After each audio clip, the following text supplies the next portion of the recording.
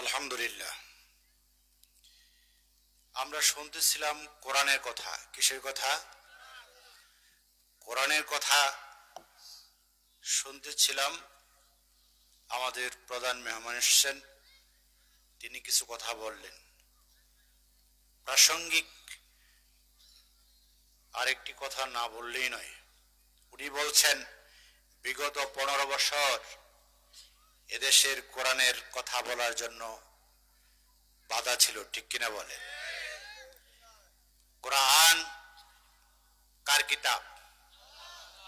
এই জমিন কার? কোরআন কার? আমরা কার? আল্লাহর কালাম আল্লাহর জমিনে আল্লাহর গোলামরা পড়বে, পারমিশন লাগবে কার? থানার? জালেমদের? হ্যাঁ, এই কোরআনের কথা বলতে গিয়ে কোঠা আন্দোলন আগে আমি জেলে ঢুকেছিলাম। আলহামদুলিল্লাহ, দেশ স্বাধীন হওয়ার পরের দিন আমি বেরিয়ে এসেছি। আল্লাহ তাআলা কাছে ওয়াদাবদ্ধ, যতদিন জীবিত থাকবে এই কোরআনের কথা বলেই যাব। যদি ফাঁসি হয়, কোরআন বুকে ধারণ করেই ফাঁসির মঞ্চে যাব হাসতে হাসতে ইনশাআল্লাহ। তাহলে কি আমরা কোরআনের পক্ষে নাকি বিপক্ষে? কিন্তু যারা এই প্যান্ডেলের বাহিরে ঘোরাফেরা করতেছে তারাই শুধুমাত্র বিপক্ষে, ঠিক কিনা বলে? আল্লাহ রাব্বুল আলামিন এই জন্য বর্ণনা করেছেন, হাল আতা আলাল ইনসানি হিনুম মিনাদ দাহরি লাম ইয়াকুন শাইআম মাযকুরা। রব্বুল আলামিন বলেন, গোলাম হে, তোমরা কিভাবে আমার নিয়ামত কি ভুলে যাও, অথচ তোমাদেরকে দুনিয়ায় প্রেরণ করার পূর্বে তোমাদের কোনো পরিচয় বলতে কোনো কিছু ছিল না। তোমার নাম কি, বংশ কি, গোত্র কি, কোনো কিছুই ছিল না। এমন একটা অবস্থার মধ্যে তোমরা ছিলে। আমি আল্লাহ এমন রব, আমি আল্লাহ এমন মালিক, আমি রব্বুল আলামিন তোমাদেরকে অধিক পরিমাণে ভালোবেসে সুন্দর করে মা বাবার সমন্বয়ে এক ফোঁটা নাপাক পানি দিয়ে তোমারে তিল তিল করে বড় বানাইয়া দুনিয়া এনে তোমারে শ্রেষ্ঠত্ব দান করে দিলাম। সুবহানাল্লাহ। আমাদের কে বানিয়েছেন? আল্লাহ। আল্লাহ রাব্বুল আলামিন বলেন, গোলাম প্রশ্ন করতে পারো কোথা থেকে আপনি আমাদেরকে বানালেন? প্রশ্ন জাগে না? আল্লাহ রাব্বুল আলামিন বলেন, ইন্না খালাকনাকুম মিন তুরাবিন সুম্মা মিন নুতফাতিন সুম্মা মিন আলাকা সুম্মা মিন আলাকাতিন সুম্মা মিন মাদগা। বলেন আল্লাহু আকবার। আল্লাহ রাব্বুল আলামিন বলেন, গোলাম দুনিয়ার বান্দারা শোনো, আমি রব্বুল আলামিন এমন রব, সর্বপ্রথম তোমাদের আদি পিতাকে মাটি দ্বারা বানালাম। এরপরে আমি রব্বুল আলামিন সুন্দর করে আদম আলাইহিস সালামের বাম পাজর থেকে হাওয়াকে বানালাম। আদম এবং হাওয়ার সমন্বয়ে এক এক করে দুনিয়াতে গোটা পৃথিবীতে মানুষ দিয়ে আমি আল্লাহ ভরপুর করে দিলাম। রব্বুল আলামিন বলেন, এক ফোঁটা নাপাক পানি থেকে ওই পানিটাকে আমার কুদরতের ফেরেশতা দিয়া জাল করে আমি রব্বুল আলামিন 40 দিন পর্যন্ত জাল করে এটাকে আমি আল্লাহ পাক রক্তে পরিণত করলাম। এরপরে আবার রক্তটাকে জমাট গোস্তে পরিণত করে দিয়া এটাকে সুন্দর করে আমি রব্বুল আলামিন তোমাকে মানুষ রূপে দাঁড় করালাম। গোলাম, মানুষ রূপে দাঁড় করানোর পরে পেটের ভিতরে কি খাবে, কি করবে চিন্তা। আমি রব্বুল আলামিন আর চিন্তা করার কোনো প্রশ্নই জাগে না। আমি রব্বুল আলামিন যেহেতু তোমাদের সৃষ্টিকর্তা, আমি রব্বুল আলামিন মায়ের মাসিককে বন্ধ করে দিয়ে তোমার নবীর সঙ্গে, তোমার মায়ের নবীর সাথে তাল লাগাইয়া আমি রব্বুল আলামিন তিল তিল করে তোমারে বড় বানায়া দিলাম। وَلَقَدْ خَلَقْنَا الْإِنسَانَ مِنْ سُلَالَةٍ مِنْ طِينٍ ثُمَّ جَعَلْنَاهُ نُطْفَةً فِي قَرَارٍ مَكِينٍ আল্লাহ রাব্বুল আলামিন বলেন, আমি রব্বুল আলামিন তোমার মায়ের রেহেমের ভিতরে এমন একটা কাপসার, এমন একটা জায়গার ভিতরে, সুরক্ষিত জায়গার মধ্যে রাখলাম যেখানে দুনিয়ার কোনো আলো নাই, কোনো বাতাস নাই। এত সুন্দর নিখুঁত কোন জায়গার ভিতরে তোমারে বানালাম। গোলাম রে, তোমার মুখের উপর একটা আবরণ লাগাই দিলাম, কারণ আমি আল্লাহ রব্বুল আলামিন তোমারে বানাইছি একটা উদ্দেশ্য নিয়া। সেটা হলো দুনিয়ায় ভূমিষ্ঠ হওয়ার পরে তুমি আমারে আল্লাহ আল্লাহ বলে ডাকবা। এই জন্য মুখের উপর আমি আল্লাহ রাব্বুল আলামিন আবরণ লাগিয়ে দিয়েছি, কারণ পবিত্র রেখেছি। এই মুখ দিয়ে তুমি আল্লাহরে ডাকবে, এই জন্য পবিত্র রেখেছি। ওই মুখ দিয়ে কোনো নাপাকি দেই নাই। কিন্তু দুনিয়ার জমিনে এসে আমরা হালাল কি জিনিস, হারাম কি জিনিস বুঝি না, যা পাই তাই খাই। বলুন তো বন্ধু, হারাম খেয়ে ইবাদত করলে মালিক কোনদিন কবুল করবে নাকি? করবে? আমার পরে বন্ধুগণ, এই জন্য আল্লাহ রাব্বুল আলামিন বললেন, দুনিয়ার মানুষ শুনো, একটু চিন্তা করো, একটু গবেষণা করো, তোমাদেরকে কেমনে আমি আল্লাহ বানাইলাম। এরপরেও যদি তোমরা চিন্তা করে আমার পরিচয় বুঝার পরেও না বুঝার বান করে আমার গোলামি না করো, গোলাম, জেনে রাখবা আমি রব্বুল আলামিন তোমাদের জন্য কঠিন থেকে কঠিনতম শাস্তির ব্যবস্থা আমি আল্লাহ করে রেখে দিয়েছি। ইন্না বাতশা রাব্বিকা লাশাদীদ। অতএব গোলাম শোনো, তোমাদেরকে আবার সতর্ক করে দেই, গোলাম আমাকে ভুলে যেও না, আমার ইবাদত করবা, আমার দাসত্ব করবা। তোমরা কি একটু তাকায় দেখো না, তোমার বাড়ির পাশে অন্ধ মানুষ আছে, আছে না নাই? তোমার বাড়ির পাশে বর্দি আছে, বোমা আছে, আছে না নাই? বিকলাঙ্গ লোক আছে। এগুলাম তোমার যত সুন্দর করে বানালাম, তোমার কি বোঝ আসলো না? আমি তো রব্বুল আলামিন ইচ্ছা করলে তোমারে কিন্তু বোবা বানাইতে পারতাম। পাতেন কিনা বলেন? আল্লাহ রাব্বুল আলামিন বলেন সূরাতুন নাহলের ৭৮ নম্বর আয়াতে বলেন, আল্লাহু আখরাজাকুম মিন বুতুনি উম্মাহাতিকুম লা তা'লামুনা শাইআ।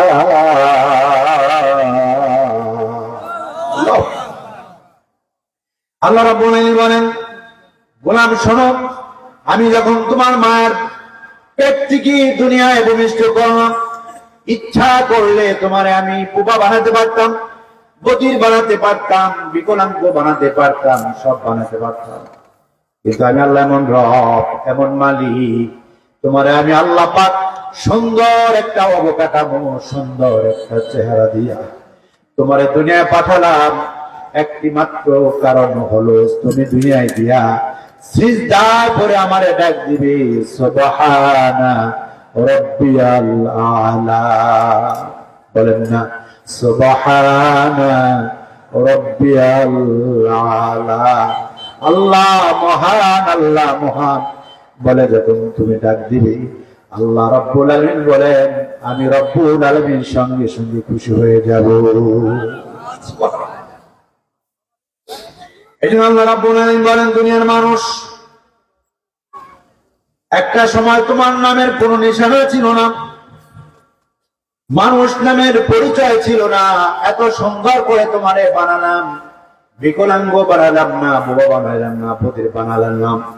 সুতরাং তোমারে যে নিয়ামত দিয়েছি, নিয়ামত গুলো গুনে গুনে এগুলোর শুকর আদায় করো। এরপর আল্লাহ রাব্বুল আলামিন বলেন, ওয়াজআলা লাকুমুস السمع والأبصار والأفئدة لعلكم تشكرون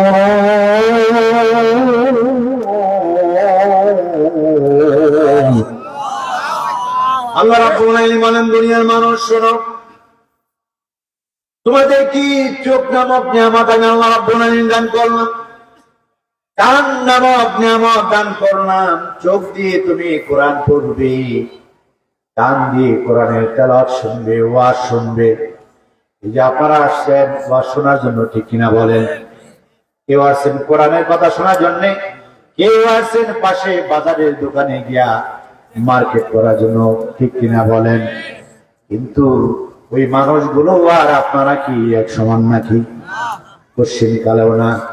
আপনারা আল্লাহর কাছে এত দামি, এত মর্যাদাবান, আল্লাহ তাআলা কিরামান কাতিবিন ফেরেশতা লিখে রাখতেছেন।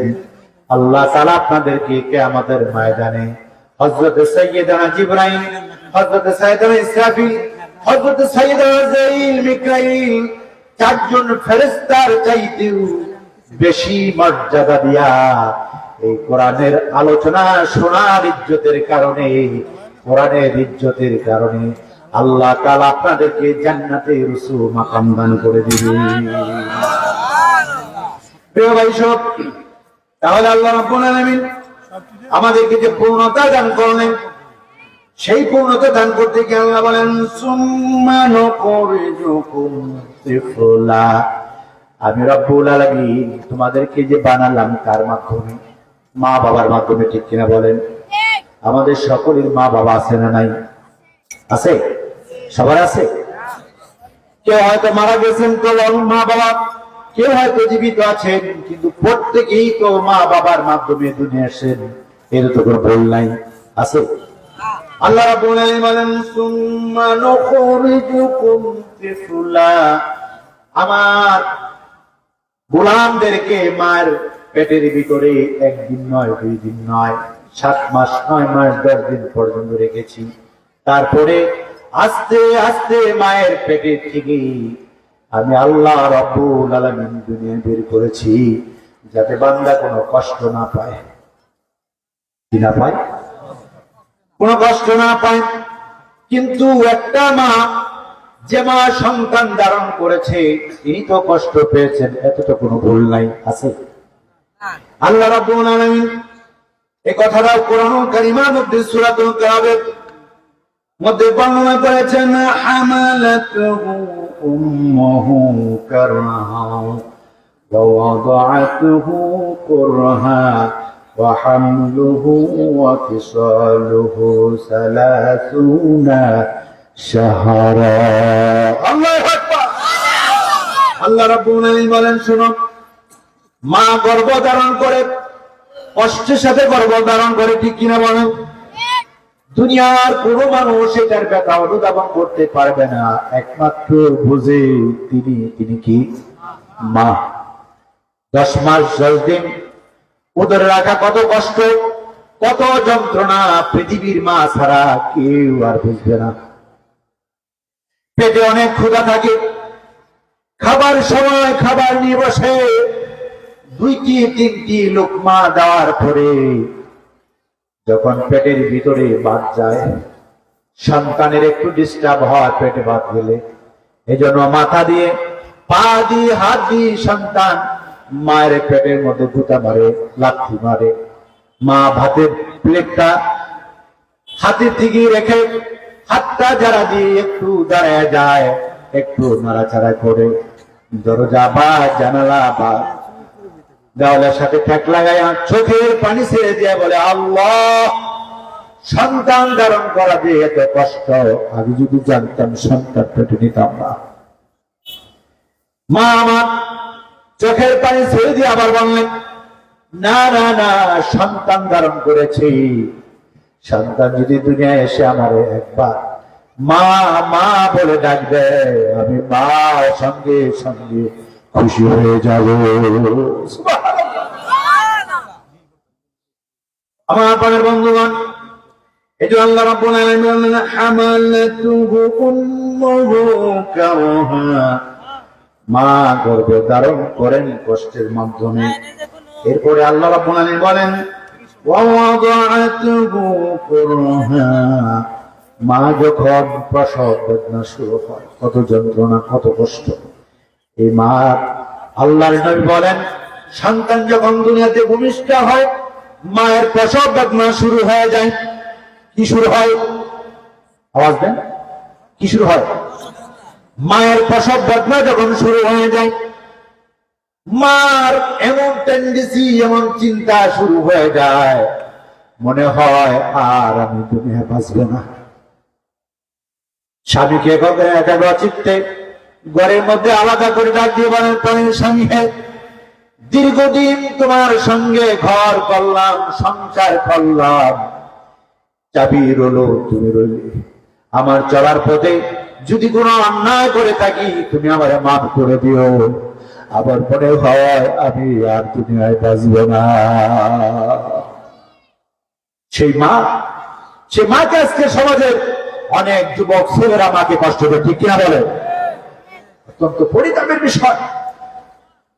এই জন্য আল্লাহ রাব্বুল আলামিন বলেন, দুনিয়ার মানুষ শোনো, মায়ের সঙ্গে বেয়াদবি করবা না, মায়ের সঙ্গে নাফরমানি করবা না। মার মতো এত অমূল্য সম্পদ, নিয়ামত পৃথিবীতে আল্লাহর পর আর কিছু নাই, ঠিক কিনা বলে? ভাইরা আমার, আল্লাহ রাব্বুল আলামিন বলেন, মা 10 মাস 10 দিন উপরে রাখলো। যুদ্ধের ময়দানে শাহাদাত বরণ করার সময় যেমন রক্ত প্রবাহিত হয়ে যায়, গলা কাটা গরুর মতো রক্ত যেমন প্রবাহিত হয়ে যায়, সন্তান ভূমিষ্ঠ হওয়ার সময় এত রক্ত প্রবাহিত হয়, মা বেহুশ হয়ে পড়ে থাকেন। আল্লাহর নবী বলেন, প্রত্যেকটা মায়ের প্রসব বেদনার ব্যথা, আল্লাহর নবী বলেন, একটা মৃত্যুর যন্ত্রণার ব্যথার সমতুল্য হয়ে যায়। প্রিয় ভাই সব, আল্লাহ রাব্বুল আলামিন বলেন, গোলাম হে শোনো, ওই মাকে কখনো কষ্ট দিবে না। তোমার মা 10 মাস 10 দিন ধরে রেখেছেন, বেহুশ হয়ে তোমাকে দুনিয়ায় যখন ভূমিষ্ঠ করলো, আল্লাহ রাব্বুল আলামিন বলেন, সন্তান যখন ভূমিষ্ঠ হয়, বেহুশ থেকে আমি রাব্বুল আলামিন মাকে হুশ বানায় দেই, আর সন্তান তখন ওয়া ওয়া করে কান্না করে। আল্লাহর নবী বলেন, আল্লাহ রাব্বুল আলামিন বলেছেন, সন্তানের ওয়া ওয়া কান্না শুনে মা যখন সন্তানের দিকে তাকায়, 10 মাস পেটে ধরার কষ্ট, যত কষ্ট, সব কষ্টগুলো আল্লাহ তাআলা তার হৃদয়ের মাঝে থেকে আল্লাহ মুছে দেয়। সুবহানাল্লাহ। ভাইয়া, সেই মাকে কষ্ট দিবেন আপনারা? আওয়াজ দিয়ে বলেন, কষ্ট দিবেন? ভাইরা, মাকে কষ্ট দিবেন না। আল্লাহ নবী বলেন, ওমা জান্নাতুকা ওয়া নারুকা, মা বাবা তোমার জন্য জান্নাত, মা বাবা তোমার জন্য জাহান্নাম। মা বাবা যদি খুশি হয়ে যায়, আল্লাহ জান্নাত তোমার জন্য ওয়াজিব হয়ে যাবে। আর মা বাবা যদি অসন্তুষ্ট হয়ে যায়, আল্লাহর জাহান্নাম তোমার জন্য ওয়াজিব হয়ে যাবে। আল্লাহ রাব্বুল আলামিন বলেন, গোলাম হে শোনো, তুমি কি একটু অনুধাবন করো না? তুমি কি একটু বোঝার চেষ্টা করো না? যখন তুমি দুনিয়ার জমিনে মায়ের পেট থেকে দুনিয়ার জমিনে বের হলে, তখন তুমি কেমনে খাবে সেটা আমার চিন্তা। এই জন্য আমি রাব্বুল আলামিন তোমার জন্মের 6 মাস পূর্বে মায়ের বুকের ভিতরে আমি রাব্বুল আলামিন তোমার খাবার আমি আল্লাহ রিজার্ভ করে রেখে দিয়েছি।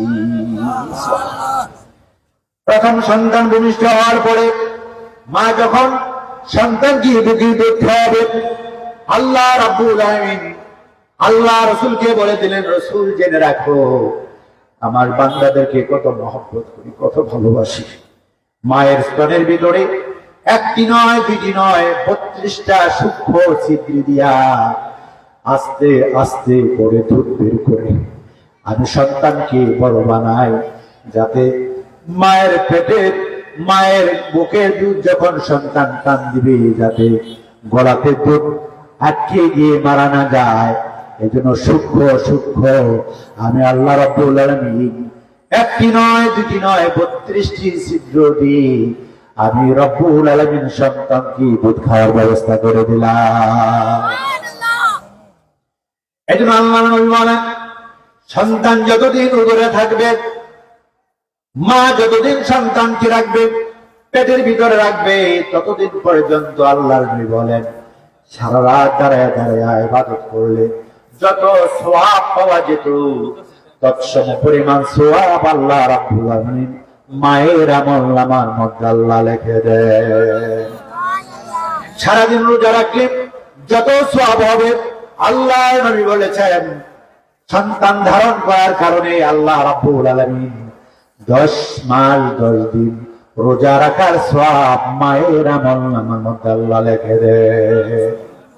রব্বুল আলামিন বলেন, দুনিয়ার মানুষ শোনো, আমি মা কি তোমাদের মাকে আমি আল্লাহ পাক এত ভালোবাসি, এত মহব্বত করি গোলাম, এজন্য আমি রব্বুল আলামিন আমার পরে মায়ের ইজ্জত সম্মান আমি আল্লাহ দান করে দিলাম। সুবহানাল্লাহ। আল্লাহ রাব্বুল আলামিন সূরাতুল বনী ইসরাঈলের 23 এবং 24 নম্বর আয়াতের মধ্যে বর্ণনা করেছেন, وَقَضَى رَبُّكَ أَلَّا تَعْبُدُوا إِلَّا إِيَّاهُ وَقَضَى رَبُّكَ أَلَّا تَعْبُدُوا إِلَّا إِيَّاهُ وَبِالْوَالِدَيْنِ إِحْسَانًا। আল্লাহ রাব্বুল আলামিন বলেন, ও গোলাম শোনো, আমি রব্বুল আলামিন তোমাদের উদ্দেশ্যে বয়ান করতেছি। কে বয়ান করতেছেন? আওয়াজ দেন কে? আল্লাহ নিজে বয়ান করতেছেন, ও গোলাম শোনো, আমি রব্বুল আলামিন তোমাদের কি সৃষ্টি করেছি, এই জন্য প্রথম হুকুম দিলাম আমার ইবাদত করবা। দ্বিতীয় নম্বর যে জিনিসটা দিলাম সেটা হলো কি গোলাম, সেটা হলো তুমি তোমার মা বাবার খেদমত করবা। সুবহানাল্লাহ। আল্লাহ রাব্বুল আলামিন অন্যত্র বর্ণনা করেন, আল্লাহ রাব্বুল আলামিন অন্যত্র বর্ণনা করেন, ও দুনিয়ার মানুষ শোনো, ওয়া'বুদুল্লাহা ওয়া লা তুশরিকু বিহি শাইআ ওয়া বিল ওয়ালিদাইনি ইহসানা। আল্লাহ রাব্বুল আলামিন কোরআনুল কারীমে সূরাতুল নিসা 36 নম্বর আয়াতে আল্লাহ বলেন, গোলাম এখানেও আমি আল্লাহ বললাম আমার ইবাদতের পরে 2 নম্বরে যে কাজটা দিলাম সেটা হলো পিতা মাতার খেদমত করবা। কার কথা? কার খেদমত করতে বলছেন? আওয়াজ দিয়ে বলেন কার? সেই মা বাবার খেদমত করা দরকার আছে না নাই? আল্লাহ রাব্বুল আলামিন বলেন, গোলাম আমার পরে মায়ের কথা বললাম, বাবার কথা বললাম, কেন একটু শুনবা নাকি? আপনারা শুনতে রাজি আছেন? সবাই রাজি আছেন? কে কে রাজি আছেন হাত তুলে দেখান। লিল্লাহ তাকবীর। আল্লাহ রাব্বুল আলামিন বলেন, শুনেন কি বলেন আল্লাহ? আল্লাহ রাব্বুল আলামিন বলেন, ও দুনিয়ার মানুষ, মা বাবার খেদমত করবা, কারণ আমি রাব্বুল আলামিন এমন রব, এমন মালিক, আমি মায়ের কদমের নিচে সন্তানের জন্য ব্যস্ত ওয়াজিব করে দিলাম। একটু আসতে বলেন সুবহানাল্লাহ। হুজুর পাক সাল্লাল্লাহু আলাইহি ওয়াসাল্লাম বলেছেন, আল জান্নাতু তাহাতা আকদামিল উম্মাহাত। আল্লাহর নবী বলেন, মায়ের পায়ের নিচে সন্তানের বেহেশত। সুবহানাল্লাহ বলতেন না? আমরা পুরুষ, আমাদের পায়ের নিচে কি? জুতা। আমার পায়ের নিচে কি? আওয়াজ দেন না মুসলমান, আমাদের পায়ের নিচে কি? জুতা। আর মাদের পায়ের নিচে কি? আল্লাহর জান্নাত। সুবহানাল্লাহ। সেই মাকে যদি কষ্ট দেই জান্নাত পাবো? বলেন পাবো? জান্নাত পাবো না।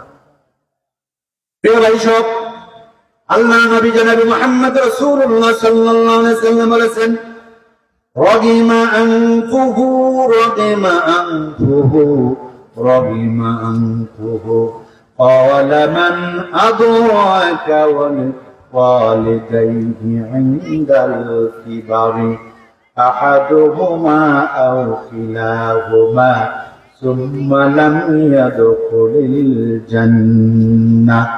বলেন আল্লাহু আকবার।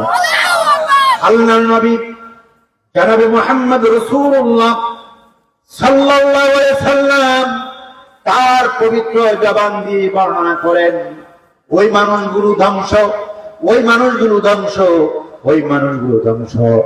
আল্লাহর নবীর কথা শুনে সাহাবারা বললেন, সে কোন লোক? আল্লাহর নবী বলেন, যাদের মা বাবা জীবিত আছে, জান্নাত কামাই করতে পারলো না, আল্লাহর নবী বলেন তারা নিঃসন্দেহে ধ্বংস। আরে আমাদের মা বাবা জীবিত থাকার পরেও যদি আমরা জান্নাত কামাই না করতে পারি, আমরা কি? আমরা কি? আওয়াজ দেন না বাবা, আমরা কি? ধ্বংস হয়ে যাব। তাহলে কি আমরা ধ্বংস হতে চাই? এই যে বেদনার মৌসুম এসেছে, এই বেদনার মৌসুমে যদি একটি বেদনা কেঁদে খুলে খুলে মায়ের মুখে দিয়ে আর বলে, মা অন্যায় করেছি, খেদমত করতে পারি না, তুমি আমার মাফ করে দিও। মায়ের চোখের পানি রাখা যাবে না, মার হাতখানা মাথায় দিয়ে বলবে, বাবা যাও, দোয়া করে দিলাম, দোয়া করে দিলাম। আল্লাহ নবী বলেন, মা যদি একটু হাত দিয়ে তোমার পিঠে একটু দেয়, মাথায় একটু হাত তোলায় দেয়, আল্লাহর নবী বলেন আল্লাহ রাব্বুল আলামিন সঙ্গে সঙ্গে বান্দার জন্য জান্নাত ওয়াজিব করে দেয়। আল্লাহু আকবার। ভাইয়া, ওই মাকে কষ্ট দেওয়া যাবে? মা যদি দোয়া করে জান্নাত নসিব হয়ে যাবে। ঘটনা অনেকেই জানেন। আল্লামা বাইজিদ বুস্তামি রাহমাতুল্লাহি আলাইহি এক গ্লাস পানি চেয়েছিলেন সন্তানের কাছে, বাইজিদের কাছে। বাইজিদ দেখলো হাড়িতে পানি নাই, পানির জন্য নদীর ঘাটে গিয়েছেন। পানি আনার পরে দেখলেন মা ঘুমাই গেছেন। বাইজিদ চিন্তা করলো, আরে আমি যে পানি নিয়ে আসলাম, মা ঘুমাই গেছেন, অসুস্থ মা, এখন আমি যদি পানি রেখে ঘুমাই যাই, আবার ঘুম থেকে জেগে যদি পানি চায়, পানি যদি না দিতে পারি, মা কষ্ট পাবে। এই জন্য ছোট্ট মানুষ, ছোট্ট বালক বাইজিদ পানি হাতে নিয়ে সারা রাত দাঁড়ায় রইলেন। ফজরের আজান হলো, মায়ের ঘুম ভেঙে গেল। তাকায় দেখে বাইজিদ বালিশের পাশে, মাথার পাশে দাঁড়ানো আছে। বাইজিদের মা ডাক দিয়ে বললেন, বাইজিদ তুমি পানি হাতে দাঁড়াইছো কেন? বাইজিদ বুস্তামি রাহমাতুল্লাহি আলাইহি বললেন, মা আপনি প্রথম রাতে পানি চেয়েছিলেন, আমি হাড়িতে কোনো পানি পাই নাই। পানি নেওয়া পাওয়ার কারণে আমি পানি আনার জন্য নদীর ঘাটে গিয়েছিলাম, এনে দেখলাম আপনি ঘুমায় গেছেন। আমি চিন্তা করলাম, আমি যদি এখন পানি না দিয়ে ঘুমায় যাই, আর মা যদি আবার পানি চায়, মা কষ্ট পাবে। এই জন্য পানির গ্লাস হাতে নিয়ে সারা রাত আমি মা তোমার পাশে দাঁড়ায় রয়েছি। বাইজিদের মা দেরি করলেন না, গ্লাসখানা হাতে নিয়ে পানি পান করলেন। ছোট্ট ছেলে বাইজিদকে আরাম করে ঘুম নামায় দিয়ে নামাজ পড়ে চিন্তা করে আল্লাহর কাছে যা বলেন, আল্লাহ রাব্বুল আলামিন আমার বাইজিদ আমার জন্য যা করেছে, আমি মা হয়ে খুশি হয়েছি, তুমি আমার বাইজিদকে সুলতানুল আরিফিন বানায়া দিও। আল্লাহু আকবার। ভাইয়া, বাইজিদ বুস্তামি রাহমাতুল্লাহি আলাইহি দোয়া আল্লাহ কবুল করেছেন। মায়ের দোয়া কবুল করছে কিনা বলেন? বাইজিদ বুস্তামির মায়ের দোয়া কবুল হয়ে গেল। কিয়ামত পর্যন্ত বাইজিদ বুস্তামি রাহমাতুল্লাহি আলাইহির নাম পৃথিবীর মানুষ জানবে একটাই মাত্র কারণ হলো মায়ের খেদমত তিনি করেছেন। ঠিক কিনা বলে? হযরত মূসা আলাইহিস সালাম আল্লাহর কাছে বললেন, আল্লাহ আমার সঙ্গে জান্নাতের সঙ্গী কে হবে? আপনাদের খারাপ লাগতেছে? শেষ করে দিব? প্রিয় ভাই সব, হযরত মূসা আলাইহিস সালাম জিজ্ঞাসা করলেন, আল্লাহ জান্নাতের ভিতরে আমার সাথী কে হবে? আল্লাহ রাব্বুল আলামিন বললেন, মূসা রে, তোমার সঙ্গে জান্নাতের যিনি সাথী হব তিনি একজন গোশত বিক্রেতা। কি নাম? গোশত বিক্রেতা। হযরত মূসা কালিমুল্লাহ আল্লাহর কাছে বললেন, আল্লাহ সাধারণ একজন গোশত বিক্রেতা আমার আবার জান্নাতের সাথী হয়ে কেমনে? লোকটা তো আমার একটু দেখা দরকার। হযরত আল্লাহর পয়গম্বর মূসা আলাইহিস সালাম ওই গোশত বিক্রেতার বাড়িতে গেলেন। দেখলেন বাড়িতে বাজার, পাশে বাজার, বাজারে তিনি গোস্ত বিক্রি করলেন।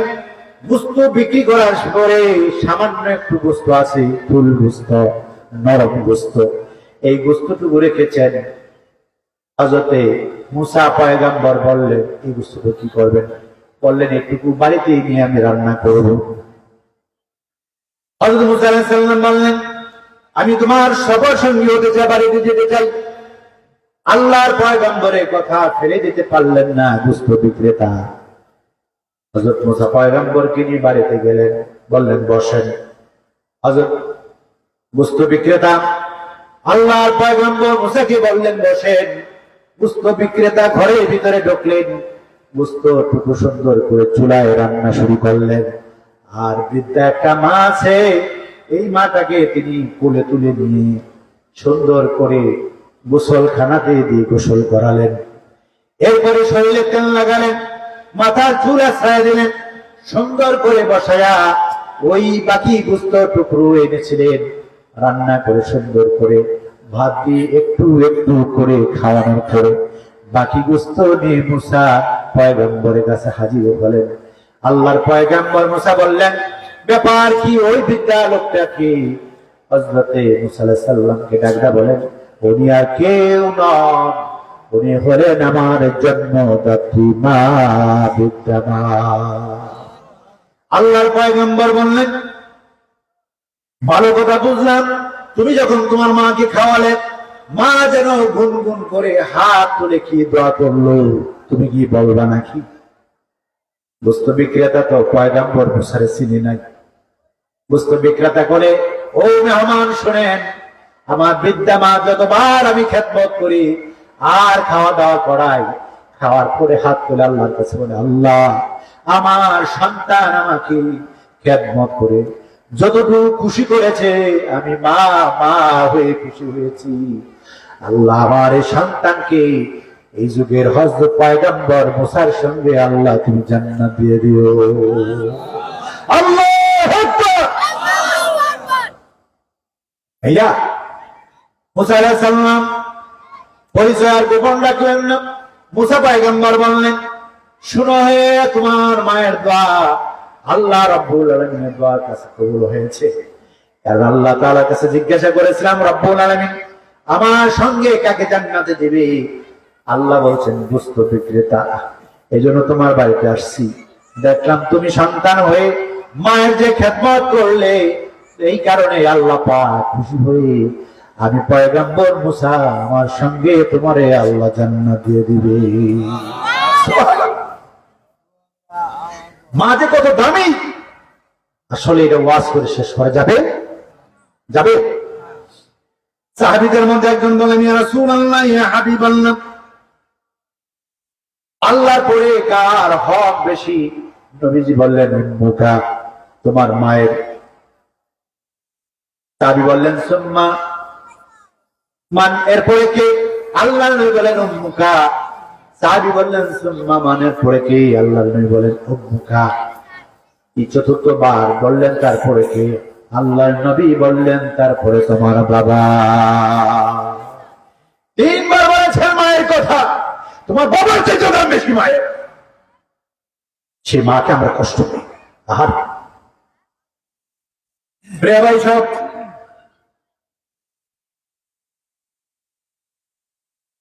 হুজুর পাক সাল্লাল্লাহু আলাইহি ওয়াসাল্লাম মসজিদে নববীর পাশে বসে আছেন,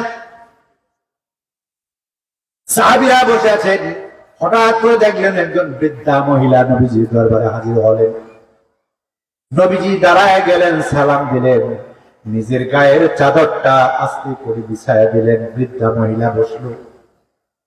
কতক্ষণ পরে আবার বৃদ্ধা মহিলা চলে যাবেন। আল্লাহর নবী ওর সাথে সাথে দাঁড়ায় গেলেন, সালাম দিলেন। সাহাবায়ে কেরাম বললেন, ইয়া রাসূলুল্লাহ, ইয়া হাবিবাল্লাহ, ব্যাপার বুঝলাম না। বৃদ্ধা একজন মহিলা আসলেন আর নিজের গায়ের চাদর বিছায়া দিলেন, আবার চলে গেলেন, তার উদ্দেশ্যে সম্মানে দাঁড়ালেন। আপনি বিশ্ব নবী, আপনি কার পাশে এত খেদমতের পরিচয় দিলেন? একটু বলতে চাই, শুনতে চাই। আল্লাহ বলেন, আমার সাহাবীরা শোনো, ছোট্ট কালে মায়ের দুধ আমার কিসমতে জুটে নাই। আমার জীবনে ছোট্টকালে নিজের মায়ের দুধ কিসমতে জোটে নাই, আমাকে যে দুধ খাওয়াচ্ছেন, লালন পালন করেছেন, সেই মা হালিমাতুস সাদিয়া রাদিয়াল্লাহু তাআলা আনহা আমার দরবারে এসেছিলেন। এই জন্য আমি নবী কি করেছি, নিজে গায়ের চাদরটা বিছায়া আবার মাকে আমি সম্মানিত করেছি। আল্লাহ রাসূল নিজে তার মায়ের খেদমত করেছে, সেখানে আমাদের কোনো প্রশ্ন দিতে হতে পারে? তাহলে আমাদের মায়ের খেদমত করা দরকার আছে না নাই? আওয়াজ দাও বলো, মুসলমান দরকার আছে না নাই? প্রিয় ভাই সব, হুজুর পাক সাল্লাল্লাহু আলাইহি সাল্লাম মায়ের পরিচয় বর্ণনা করেছেন। আম্মা জান হযরত আয়েশা সিদ্দিকা রাদিয়াল্লাহু তাআলা আনহা ইফতার করবেন, ঘরে তেমন কোনো খাবার নাই, মাত্র 3টি খেজুর আছে। বলেন আওয়াজ দাও, কয়টা? জোরে বলেন, কয়টা? 3টি মাত্র খেজুর আছে ঘরে। একজন মহিলা এসে দরজার সামনে হাত দিয়েছে, কে আছেন গো ঘরে? আমার দুটো সন্তান নিয়ে আমি এসেছি, যদি দয়া হয়, যদি মায়া হয়, আমারে কিছু ভিক্ষা দেন, হাদিয়া দেন। আম্মা জান আয়েশা রাদিয়াল্লাহু তাআলা আনহা ঘর থেকে দুটো খেজুর বের করে দিলেন। সন্তান দুটো সাথে ওই মহিলা সন্তান দুটোকে একটি একটি করে খেজুর দিলেন। ছোট্ট ছেলেগুলো বললেন, মা 3 দিন যাবৎ ঘরে কোনো খাবার নাই, দুটো খেজুর হাদিয়া পেয়েছ, আমাদেরকে দিলা, তুমি কি খাবে না? চোখের পানি ছেড়ে দিয়ে ডাকতে বলে, আমার সন্তানেরা, সন্তান যদি খেয়ে আত্মতৃপ্তি লাভ করে, মায়ের পেট ভরে যায়, মায়ের আর কোনো খাওয়া লাগে না।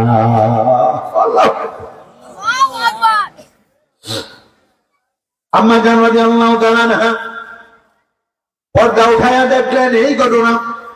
আম্মা জান আয়েশা বললেন, দেখি মায়ের কিরকম কলিজা, আর একটি খেজুর আছে, এটা দিয়ে হয়তো আমি নাই খাইলাম, পানি দিয়ে ইফতার করব। দেখি একটা খেজুর আছে, এটা কি করে? ডাকদা বললেন, এই ভিক্ষুক মহিলা, এই খেজুরটাও নিয়ে যাও, তুমি খাও। এই মহিলা খেজুরটা হাতে নিলেন, সন্তান দুটোকে ডাক দিলেন, নিজে দাঁতটা চিরি বিখণ্ডিত করে 2 টুকরা পাড়াইয়া 2টা সন্তানকে দিল।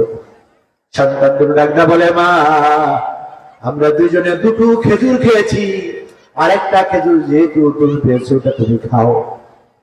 মা ডাকদা বলে, সন্তান না না না, তোমরা যদি খেতে পারো, আমি মা মা হয়ে আমার খাওয়া হয়ে যাবে, সন্তুষ্ট হয়ে যাব, আমার খাওয়া কোনো প্রকারের দরকার নাই।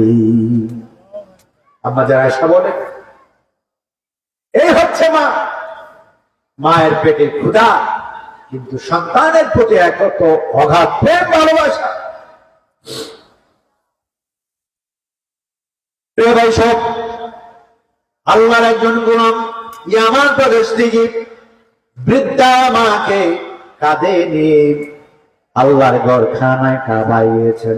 কোথায় গিয়েছেন? আওয়াজ দেন, কোথায় গিয়েছেন? খানায় কাবায় গিয়েছেন, নিজের বৃদ্ধা মাকে কাঁধে নিয়ে। এত জয়ীফ, এত দুর্বল, হেঁটে যেতে পারেন না।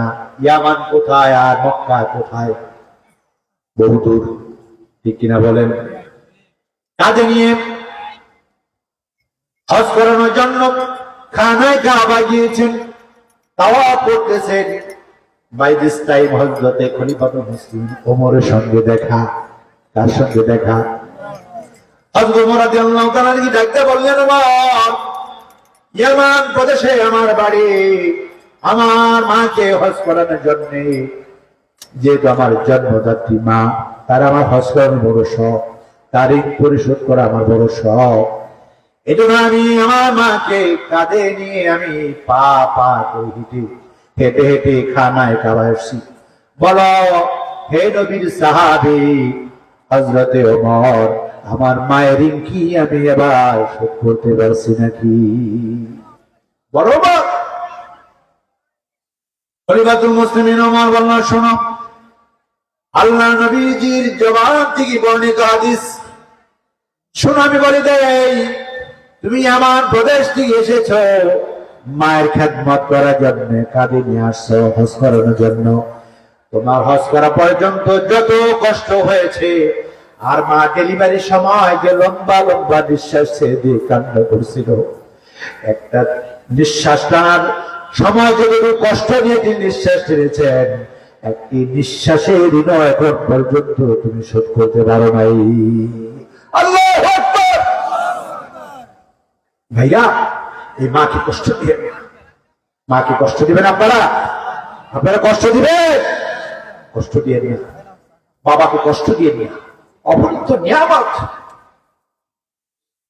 আল্লাহ নবী বলেন, কোন আল্লাহর গোলাম যদি মার চেহারার দিকে তাকায়, একবার নেক নজরে তাকায়, আল্লাহর নবী বলেন তার আমলনামার মধ্যে আল্লাহ রাব্বুল আলামিন একটা কবুল হজের সওয়াব লিখে দেয়। সাহাবীরা প্রশ্ন করলেন, ইয়া রাসূলুল্লাহ, ইয়া হাবিবাল্লাহ, যদি মায়ের দিকে আমি দিনে 100 বার তাকাই, আল্লাহর নবী বলেন মা বাবার দিকে যদি তুমি একবার না 100 বার নেক দৃষ্টিতে তাকাও, আল্লাহ রাব্বুল আলামিন তোমার আমলনামায় কবুল হজের উমরা হজের সওয়াব তোমার আমলনামায় আল্লাহ লিখে দিবে। প্রিয় ভাই সব, নবীজি সাহাবীদেরকে নিয়ে বসে আছেন, হঠাৎ করে একজন সাহাবী এসে হাজির হলেন। তিনি বলেন, ইয়া রাসূলুল্লাহ, ইয়া হাবিবাল্লাহ, মক্কাতুল মুকাররমা থেকে 1 মাইল নয়, 2 মাইল নয়, দীর্ঘ 6 মাইল দূরে আমার বাড়ি। কোন রাস্তাঘাটে কোনো যানবাহন নাই, আমি আমার মাকে কাঁধে নিয়ে, পায়ে কোনো জুতা নাই, এই পাহাড়ের উপর দিয়ে হেঁটে হেঁটে আমি নিয়ে আসছি। দেখুন হুজুর, আমার পায়ের তলার ভিতরে কোনো নিচে কোনো চামড়া নাই, গোস্ত নাই, সব পড়ে গিয়েছে। কারণ যে বালুকাময় এলাকা দিয়ে আমি হেঁটে হেঁটে আসছি, ওই পাহাড়ি এলাকার, ওই বালুকাময় এলাকার মধ্যে রোদ্রের এত প্রখরতা, এত গরম, যদি কোনো কাঁচা গোস্ত দেওয়া হয় সাথে সাথে সিদ্ধ হয়ে যায়, এত প্রচন্ড গরম। ওই পাথরের উপর দিয়ে হেঁটে হেঁটে আমি 6 মাইল রাস্তা আমার মাকে কাঁধে নিয়ে এসেছি। বলবেন কি হুজুর, আমি মায়ের ঋণ শোধাতে পারছি কিনা? নবী করিম সাল্লাল্লাহু আলাইহি সাল্লাম বললেন, সাহাবী শোনো, জন্ম গ্রহণ করার পরে সর্বপ্রথম এক টান দিয়ে যতটুকু দুধ তুমি পান করেছিলে, ওই 1 ফোঁটা দুধের দাবিও এখন পর্যন্ত তোমার আল্লাহ মাফ করে দেয় নাই। আল্লাহু আকবার। ভাইয়া, সেই মাকে কষ্ট দেওয়া যাবে? এজন্য নবীজি বলেছেন, হুমা জান্নাতুকা ওয়া নারুকা, মা বাবা তোমার জন্য জান্নাত, মা বাবা তোমার জন্য জাহান্নাম। সুতরাং ভাইরা, আপনাদের হাতে ধরি, পায়ে ধরি, যাদের মা বাবা দুনিয়া আছে তাদের কাছে যদি কোনো অন্যায় করে থাকেন, আজকে গিয়ে মাপ চাবেন। কারণ মা বাবা যদি মাপ না করে, জাহান্নাম আপনার জন্য ওয়াজিব হয়ে যাবে। হুজুর আকরাম সাল্লাল্লাহু আলাইহি সাল্লাম বলেছেন, 3 শ্রেণী মানুষের দোয়া আল্লাহ ফেরত দেন না। কয় শ্রেণী? আওয়াজ দেন, কয় শ্রেণী? 3 শ্রেণী মানুষের দোয়া আল্লাহ ফেরত দেন না। সাহাবায়ে কেরাম জিজ্ঞেস করলেন, ইয়া রাসূলুল্লাহ, ইয়া হাবিবাল্লাহ, কোন সেই 3 শ্রেণীর লোক? আল্লাহর নবী বলেন, মা বাবা যদি সন্তুষ্ট হইয়া, অসন্তুষ্ট হইয়া সন্তানের জন্য বরদোয়া করে, আল্লাহ রাব্বুল আলামিন সঙ্গে সঙ্গে তার দোয়া কবুল করে নেয়। 2 নম্বর হলো, যদি কোন মুসাফির হয়, মুসাফির যদি আল্লাহ রাব্বুল আলামিনের কাছে দোয়া করে, আল্লাহ রাব্বুল আলামিন তার দোয়া কবুল করে নেয়। 3 নম্বর হলো, কোন মাজলুম ব্যক্তি যদি আল্লাহর কাছে দোয়া করে, আল্লাহ রাব্বুল আলামিন বলেন, আল্লাহ এবং দুনিয়ার জমিনে মাজলুম ব্যক্তির মাঝখানে কোনো পর্দা থাকে না, আল্লাহ রাব্বুল আলামিনের সাথে সাথে মাজলুমদের দোয়া আল্লাহ কবুল করে নেয়। এই জন্য এই যে জালেম সরকার যে পতন হলো, কারণ কি জানেন? একটাই মাত্র কারণ, মাজলুমদের দোয়া আল্লাহ কবুল করেছে। ঠিক কিনা বলেন? কারণ আমি নিজে প্রমাণ। আমি যখন এই যে আগস্টের জেলখানা ঢুকেছিলাম, ভিতরে গিয়ে দেখলাম হাজার হাজার আলেম। এক একটা আলেম কি জিজ্ঞাস করি, ভাই কি অবস্থা? নিজের শরীর নিজের জামা খুলে একটু দেখায়, ভাই দেখেন এত বড় রিমান্ড, এত অত্যাচার নির্যাতন করেছে। আমি বলছি অপরাধ কি? অপরাধ একটাই, কোরআনের হক কথাগুলো আমি খুলে খুলে মানুষের কাছে বর্ণনা করতাম। একটা অপরাধ, একটাই অপরাধ, সেটা কি? কোরআনের কথাগুলো খুলে খুলে মানুষের কাছে বর্ণনা। হাজার হাজার আলেম জেলখানার ভিতরে,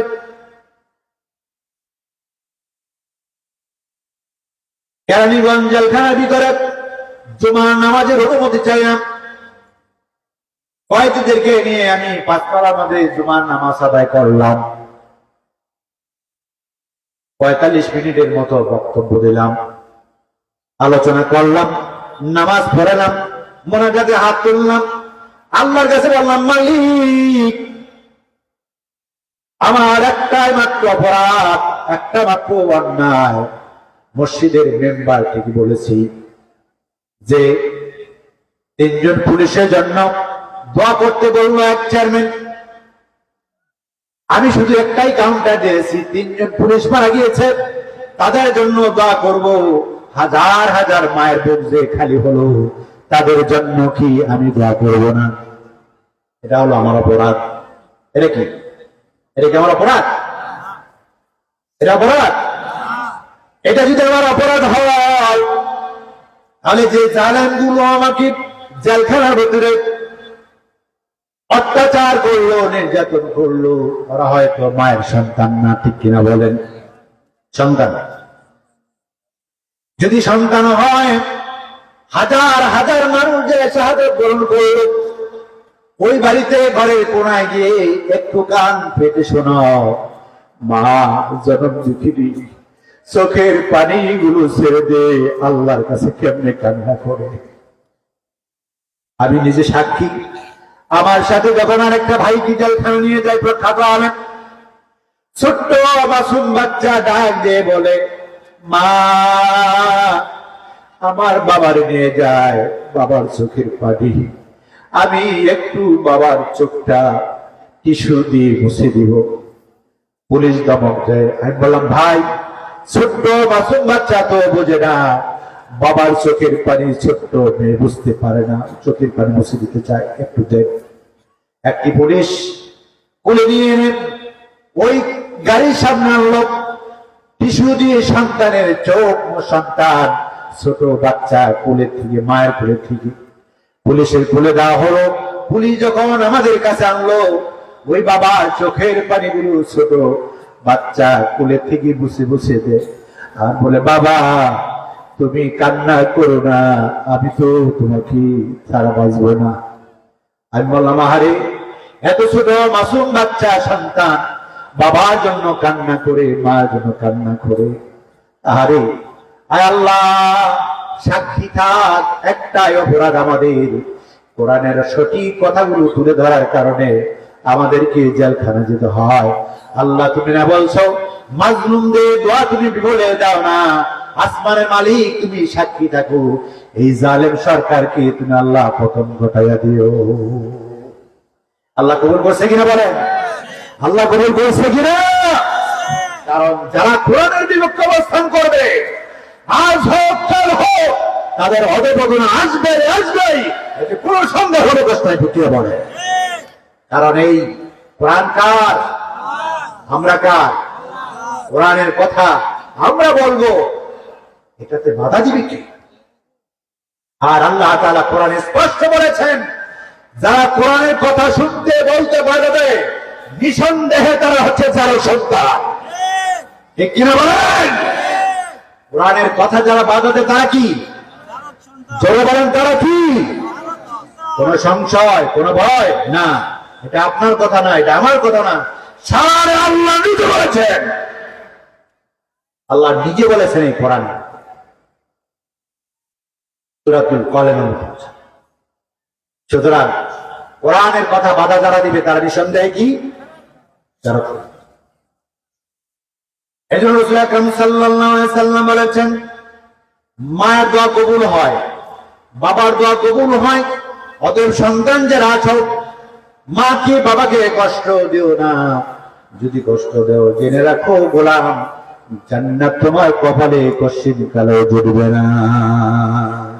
তাহলে কি আমরা মাকে কষ্ট দিব? কিন্তু এখন কথা করো, মাকে যে কষ্ট দেয়, এখানে কি মা বাবা কিছু দায়ী নাই? মা বাবা কোনো অপরাধ আছে না? কিছু হলেও আছে, কিছু হলেও কথা বলে, কিছু হলেও। কারণ এখন বাবার তো একটু গায়ে লাগবে, এই জন্য তারা কথা বলছে।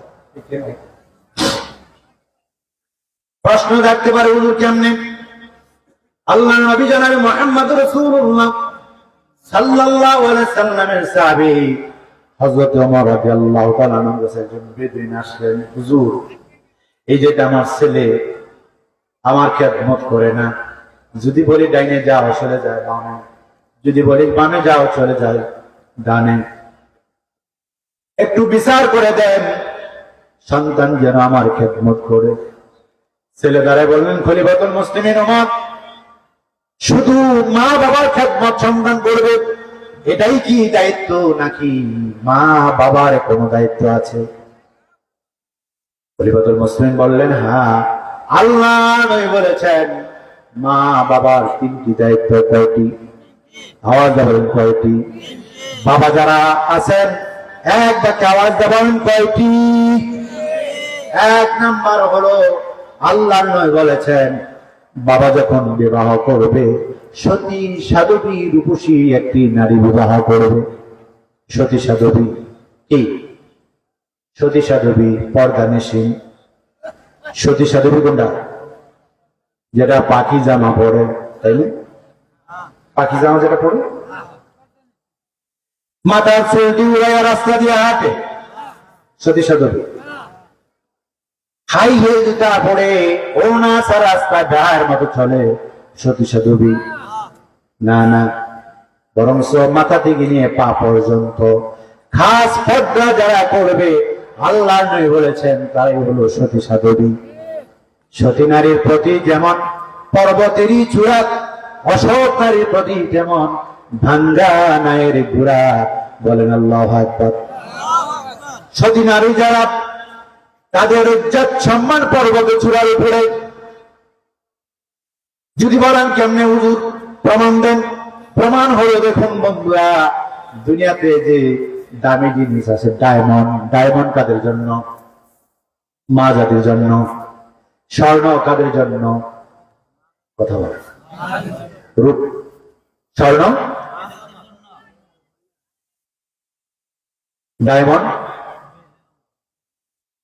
তাহলে ডায়মন্ড মা জাতির জন্য আল্লাহ দান করছেন, স্বর্ণ মা জাতির জন্য দান করছেন, হীরা মা মুক্তির মা জন্য দান করেছেন। এত দামি দামি জিনিস আল্লাহ রাব্বুল আলামিন মাদেরকে দুনিয়ায় পড়ার জন্য দিলেন, আর পরকালে সন্তানের মায়ের পায়ের নিচে ব্যস্ত দিলেন। সুবহানাল্লাহ। সেই মা জাতি সম্মান আল্লাহ দিয়েছেন। আর আমাদের দেশের নারীরা স্লোগান দেয়, চাই সমান অধিকার, সমান অধিকার বলে স্লোগান দেয়। আল্লাহ দিলেন সম্মান বাড়ায়া, আর এরা চায় সমান অধিকার। কত বড় নাদান, কত বড় মূর্খ। এই জন্য খলিফাতুল মুসলিমিন ওমর বলেন, বাবার এক নাম্বার কাজ কি? পর্দানিশীন একজন মায়ের মেয়ে কি বিবাহ করবে। 2 নাম্বার কাজ হলো, সন্তান যখন ভূমিষ্ঠ হবে তখন ভালো একটা নাম রাখবে। কি রাখবে?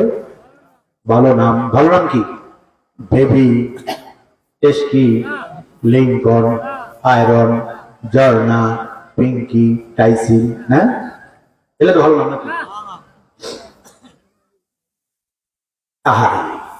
নামের শেষ নেই। একজনকে বলছি আমাকে একটু পানি খাওয়ান তো, সে আবার ডাকতেছে সিজার সিজার। আমি লাভ করছি, কি করে সিজার সিজার? তো হুজুর চমকে উঠলেন যে আমি বললাম যে আপনি তো বলেন বসেন, আমি তো মনে করছি আপনি সিজার সিজার বলতেছেন, হয়তো কোনো সিজার কি আমি ভাবছি হয়তো কোনো কেসি মনে হয় একটু হা করানো আছে, পারা লাগে কিনা। না হুজুর, আমার ছেলের মেয়ের নাম রাখছে সিজার। আহারে কথা। এই জন্য খলিফাতুল মুসলিমিন বললেন, আল্লাহ নবী বলেছেন নাম রাখবে ভালো, আব্দুর রহমান, আব্দুল খালেক, আব্দুল বারেক, আব্দুল বাসেত, আয়েশা, খাদিজা, হালিমাতুস সাদিয়া, ভালো ভালো কত নাম। এটা হলো 2 নম্বর কাজ। কার? কার? বাবাদের। কাদের? 3 নম্বর কাজ হলো সন্তান যখন বড় হবে, কথা বলতে পারবে, তখন তাকে দিতে হবে কোরআনের শিক্ষা। কিসের শিক্ষা? জোরে বলেন, কিসের শিক্ষা? এই যে নুরানি মাদ্রাসা, এটা আছে না? হ্যাঁ, নুরানি মাদ্রাসায় দিবেন, হাফিজি মাদ্রাসায় দিবেন, কোরআনের শিক্ষা অর্জন করাবেন। ঠিক কিনা বলেন? এই মুরব্বী কই যান? এই মুরব্বী কই যান? ও, আপনি বাবার কথা শুনে কি রাগ নাকি?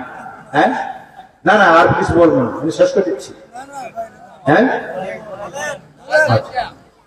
প্রিয় ভাই সব, 3 নম্বর দায়িত্ব খলিফাতুল মুসলিমিন ওমর বললেন, বাবার 3 নম্বর দায়িত্ব হলো সন্তান যখন বড় হবে তাকে ইলমে দ্বীন শিক্ষা দেওয়া লাগবে। দিবে? ইলমে দ্বীন শিক্ষা দিবে। নুরানি মাদ্রাসায় দিবেন, বাংলা আছে, ইংরেজি আছে, অঙ্ক আছে, আরবি আছে। কিন্তু স্কুলের পড়া, মাদ্রাসার পড়া একটু ভিন্ন স্টাইলে।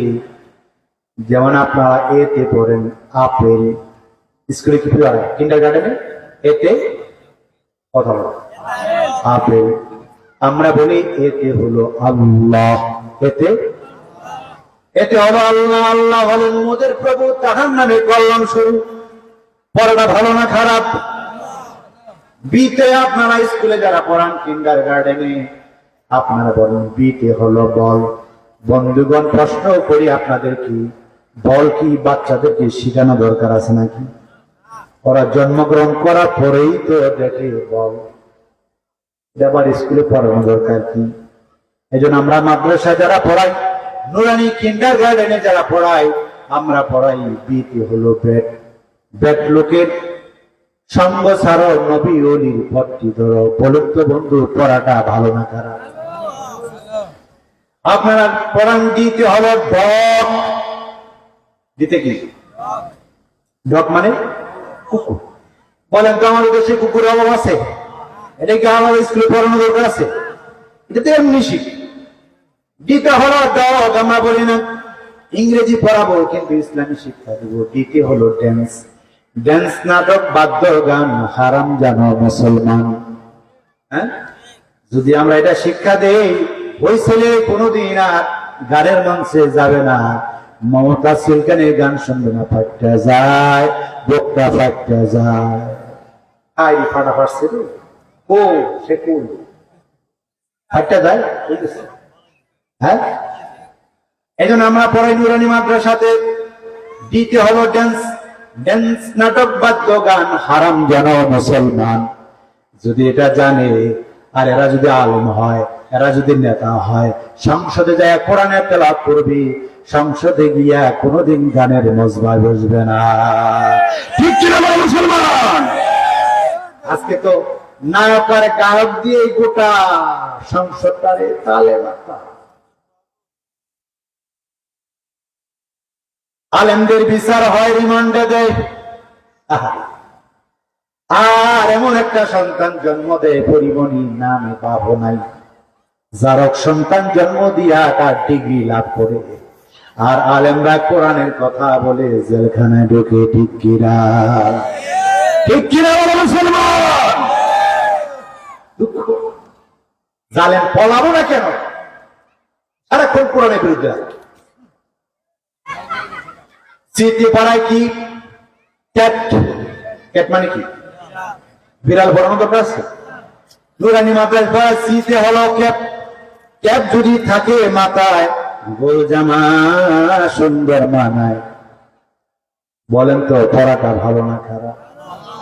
তাহলে আমরা এইভাবে ইংরেজিও পড়াই, বাংলাও পড়াই, আরবিও পড়াই, কোরআনের হাফেজ বানাই, আলেমে দ্বীন বানাই। গোটা বিশ্বের বুকে আলেমরা কোরআনের দাওয়াত দিবে। আলেম বানালে সন্তান যদি আলেম হয়। ঠিক কিনা বলেন আপনারা? এজন্য হযরত ওমর বলেন, বাবার কাজ তিনটি। 1 নম্বরে ভালো একটা মায়ের ব্যবস্থা করবে, 2 নম্বরে ভালো নাম রাখবে, 3 নম্বরে এলমেদিন শিক্ষা দিবে। যদি এলমেদিন শিক্ষা দেয় ভালো হয়, এই ছেলেটা কোনদিন ঘুষ খাবে না, এই ছেলেটা মদ খাবে না, এই ছেলেটা জুয়া খেলাবে না, এই ছেলেটা খারাপ কাজে যাবে না। এটা যদি আস্তে আস্তে বড় হয়, লিডার হয়, নেতা হয়, ঘুষ খাবে। কিন্তু আমার দেশে মুসলমান, আপনারা আমরা যারাই দাবি করি কই মুসলমান, যখন নির্বাচন আসে স্লোগান দেন আমার ভাইয়ের চরিত্র ফুলের মতো পবিত্র। আসলে মদের গন্ধ সারা শৈল আর কিছুই নাই। কোরআনের কোন জ্ঞানী যারা আছে তারা যদি সংসারে যায়, এদেশে কি কোনো দুর্নীতি থাকবে? আওয়াজ বানান থাকবে? কিন্তু দেখতে পাই পত্রিকার মধ্যে এই যে আমাদের দেশে বনমন্ত্রী, নাম বলবো না, নামটা নিতেও ঘৃণা লাগে, নিজের পায়ের জুতা ব্যবহার করে 9 লক্ষ টাকা দিয়া আমেরিকার মতো জায়গায় 350 বাড়ি, দুবাইতে 250 বাড়ি, আমার দেশের টাকা চুরি করে বিদেশি বাড়ি জমায়। এর মতো জালেম, নাফরমান, বেঈমান এরা নিঃসন্দেহে পৃথিবীতে, এর মতো নাফরমান বেঈমান পৃথিবীতে আর কেউ নাই, ঠিক কিনা? এরা মুসলমানদের যেমন দুশ্মন, এর দেশের দুশ্মন, ঠিক কিনা বলে? এদেরকে বাংলাদেশ আর কোনো জায়গা দেওয়া হবে না। যদি আসে নিঃসন্দেহে আমরা একটাই দাবি তুলব, তাদেরকে আমাদের হাতে দিয়ে দাও, জুতা সিরা জুতা দিয়ে তাদেরকে স্যান্ডেলাইজ করতে হবে, ঠিক কিনা বলে? তারা নাকি আবার বলে চট করে ঢুকে যাবে। আমরা তো বলি আসো আসো, তোমাদের আসতেই বলি, তোমাদের জন্য আমরা অপেক্ষা না, আসো। তোমরা আয়না ঘর বানাই গেছো, এই আয়না ঘরে যেতে হবে না? কষ্ট লাগে। ওই দিন মাওলানা রফিকুল ইসলাম মাদানী বলতেছিল আর কাঁদতেছিল, এই যে হাউন আঙ্কেল চিনেননি আপনারা? এই অসভ্য জানোয়ারটাই,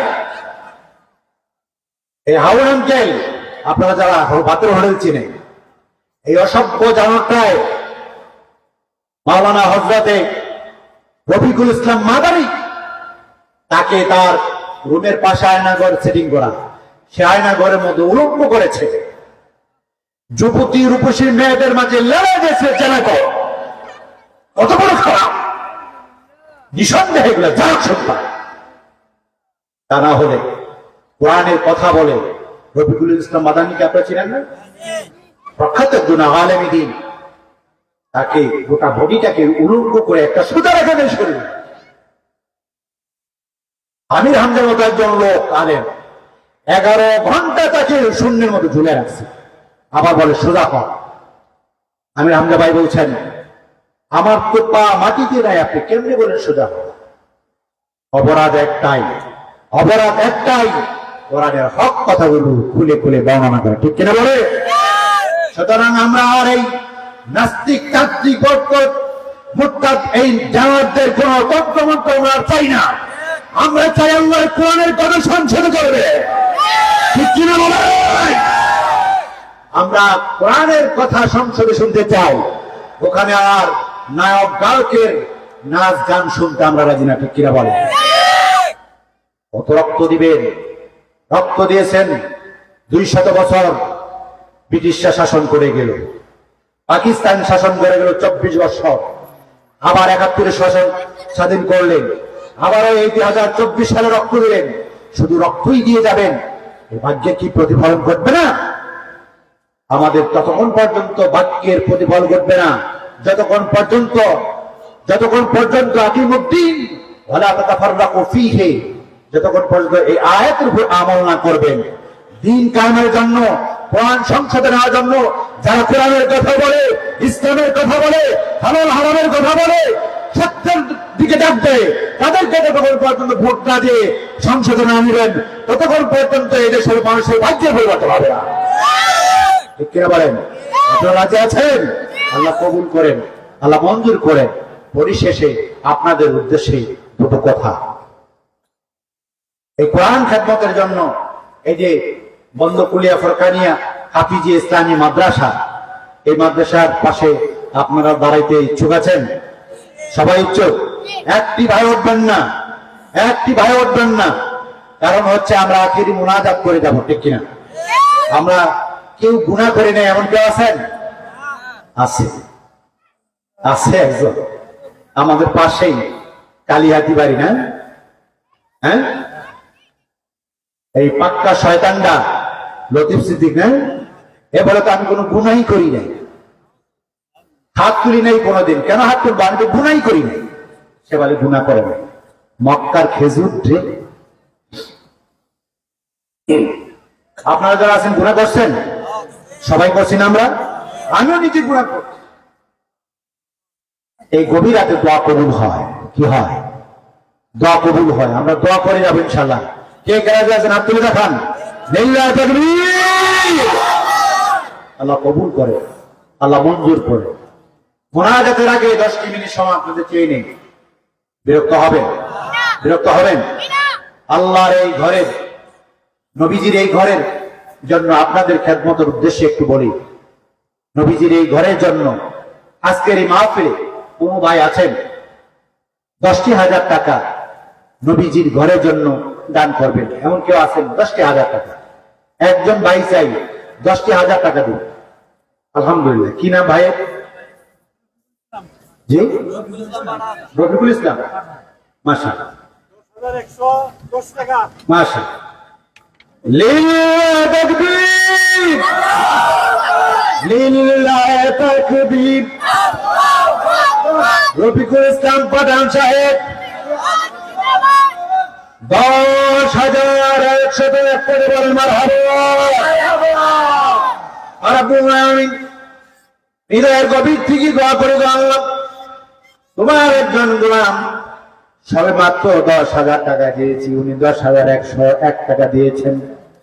আয় আল্লাহ তাআলা 10,110 টাকা তিনি স্বীকার করেছেন। আয় আল্লাহ, এই গভীর রাতে হৃদয়ের গভীর থেকে দোয়া করি গো আল্লাহ, আমার ভাইকে তুমি জান্নাতের উঁচু মাকাম দান করে দাও। মা বাবা আত্মীয় স্বজন যারা অন্ধকার কবরে চলে গেছেন, কবরগুলোকে আল্লাহ তুমি জান্নাতের বাগান বানায় দেবেন, আমিন। আর কোন ভাই আছেন? আরেকজন ভাই কি হবে নি? 10,000 টাকা। 5,000 টাকার জন্য 5 জন ভাই চাই, 5টি করে 1,000 টাকা। 5 জন ভাই আজকের এই মাহফিল থেকে স্বীকার করবেন, নবীর ঘরের জন্য 5টি 1,000 টাকা দিবেন। আল্লাহ পাক কবুল করে আল্লাহ আপনাকে 5 লক্ষ টাকার মালিক বানায় দিবেন। পারবেন না আল্লাহ? সে আল্লাহ আছে না নাই? লিল্লাহি তাকবীর, আল্লাহু আকবার।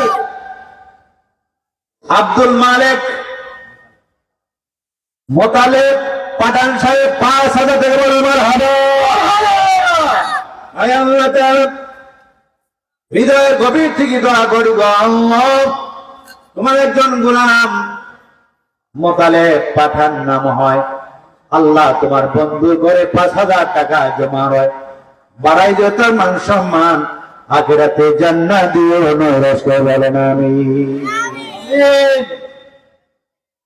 আমিন আমিন আল্লাহ আমিন। দানকারীদের জন্য মাওলা আপনি নিজে হয়েন জামিন। আর কে আছেন?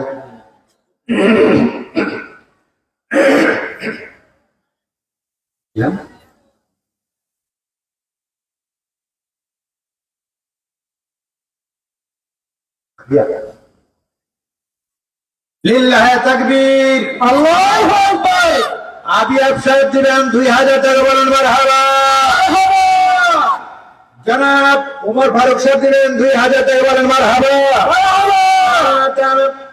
হৃদয়ের গভীর থেকে দোয়া করি গো আল্লাহ, তোমার দুই গোলাম 2 করে 4,000 টাকা দান করলো, আল্লাহ দান কবুল করে নাও। পরিবারের সদস্য যারা অন্ধকার কবরে চলে গেছেন, কবরগুলোকে জান্নাতের বাগান বানায় দাও, বলেন আমিন। দিলের যত তামান্না আছে সব কবুল করে নাও। 5,000 টাকা চেয়েছি, কয়জন? জোরে বলেন। 5 জন হয়েছে, কয়জন বাকি আছে? কয়জন বলুন তো বন্ধুগণ, আওয়াজ দিয়ে। 4 জন লোক এই মাহফিলে আছে না নাই? আছে? আমি তো চিনি না, আপনারা বলেন আছে? আরো জোরে বলেন আছে? আল্লাহ কবুল করেন, বলেন আমিন। লিল্লাহি তাকবীর। শফিক পাঠান সাহেব ৫,০০০ টাকা বলেন মারহাবা। আল্লাহ হৃদয়ের গভীর থেকে দোয়া করি গো আল্লাহ, তোমার আরেকজন গোলাম ৫,০০০ টাকা দান করলো। আয় আল্লাহ তাআলা, আয় আল্লাহ তাআলা, এই দানের উসিলা করে কিয়ামতের ময়দানে যেদিন মানুষ পাগল পারা হয়ে যাবে গো আল্লাহ, ওই মুসিবতের দিনে তোমার রহমতের ছায়া নিচে জায়গা করে দিও। মা বাবা আত্মীয়স্বজন যারা কবরে চলে গেছে, কবরগুলো জান্নাতের বাগান বানায় দিও, বলেন আমিন। লিল্লাহি তাকবীর। আল্লাহু আকবার। আল্লাহর একজন গোলাম নাম বলতে না করেছেন, নগদ দিয়েছেন ৫,০০০, বলেন মারহাবা মারহাবা।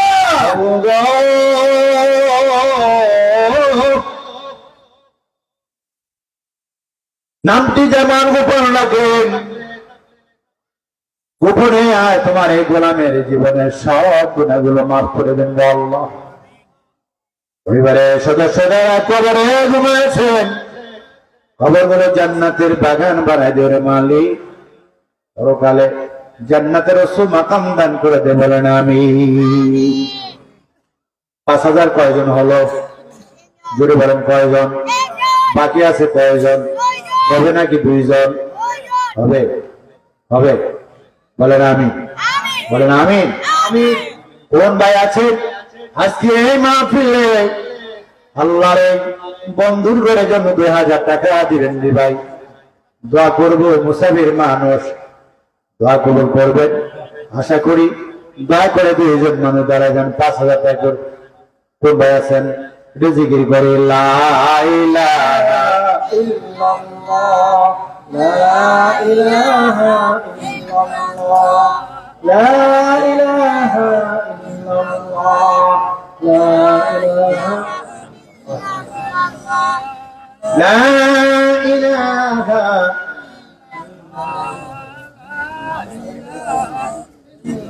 মুহাম্মাদুর রাসূলুল্লাহ সাল্লাল্লাহু আলাইহি ওয়াসাল্লাম। লিল্লাহি তাকবীর। নাম বলতে অনেক চুপ করে দিয়েছেন, ১,০০০ টাকা বলেন মারহাবা মারহাবা। আরেক ভাই নাম বলেন না, এই দিনে দিয়েছেন ৫০০ টাকা, বলেন মারহাবা মারহাবা। প্রভু গো, তোমার ২ জনে গোলাম, একজন ১,০০০ আর একজনে ৫০০ করে ১৫০০ টাকা দুজনে দান করলো, আল্লাহ কবুল করে নাও। পরিবারের সদস্য যারা কবরে ঘুমায়েছেন, কবরগুলোকে জান্নাতের বাগান বানায় দাও, বলেন আমিন। কোন ভাই আছেন ৫,০০০ টাকার ২ জন লোক চাই? বেশি রাত করবো না, ঢাকায় চলে যেতে হবে। দোয়া করবো হৃদয়ের গভীর থেকে আপনাদের জন্য। একটা আল্লাহর রাস্তায় ২ জন মানুষ চাই ৫,০০০, একটি করে ১,০০০। এই মাহফিল থেকে ১০ জন মাই চাই, কয় হাজার? কয় হাজার? ভাইরা একটু মেহরবানি করে হাত তুলবেন, কার কার বাবা নাই অথবা মা নাই, অথবা বাবা অথবা মা দুজনেই নাই, এমন কে কে আছেন একটু হাত তোলেন। বাবা নাই অথবা মা নাই অথবা মা বাবা দুজন নাই? আলহামদুলিল্লাহ, হাত নামা। ভাইরা, আপনাদের মা নাই বাবা নাই, বড় নিয়ামত আপনারা হারাইছেন, কিনা বলেন? আচ্ছা, যদি জীবিত থাকতে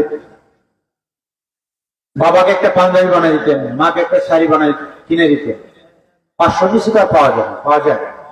কত লাগে? ১,০০০ টাকা, ৫০০ করে। মা বাবা রুহির মাগফিরাতের জন্য, মা বাবা এত কষ্ট করে লালন পালন করছেন, ওই মা বাবা রুহির মাগফিরাতের জন্য একটি করে ১,০০০ টাকা, যাদের মা বাবা দুনিয়াতে জীবিত নাই, নবীজির এই ঘরের জন্য লিখে দিয়ে যান। নসিব ভালো হবে, মা বাবার কবরে আযাব আল্লাহ মাফ করে দেবে। কোন কোন ভাই একটি করে ১,০০০ টাকা মা বাবা রুহির মাগফিরাতের জন্য, একটি করে ১,০০০ টাকা। যারা হাত তুলেছেন, আপনাদের মা বাবা দুনিয়া থেকে চলে গেছে, তাদের রুহের মাগফিরাতের জন্য একটি করে ১,০০০ টাকা চাই। আপনার মা বাবার জন্য একটি করে ১,০০০ টাকা দেন, মা বাবার কবরে শান্তি পাবে। আমরা তো জানি না কবর কোন অবস্থা। আলহামদুলিল্লাহ। কি নাম? লিল্লাহি তাকবীর। আল্লাহু আকবার। জনাব মফিজ সাহেব 5,000 টাকা বলেন মারহাবা।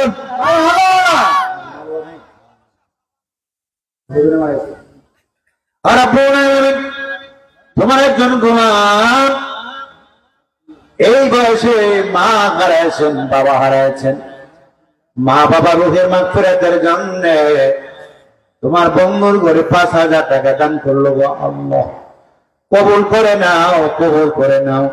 দানের উসিলায় মা বাবার কবরটাকে জান্নাতের বাগান বানায় দেবে বলেন আমি। 5,000 চেয়েছিলাম, কয়জন হয়ে গেছে? কয়জন বাকি রয়েছে? কয়জন?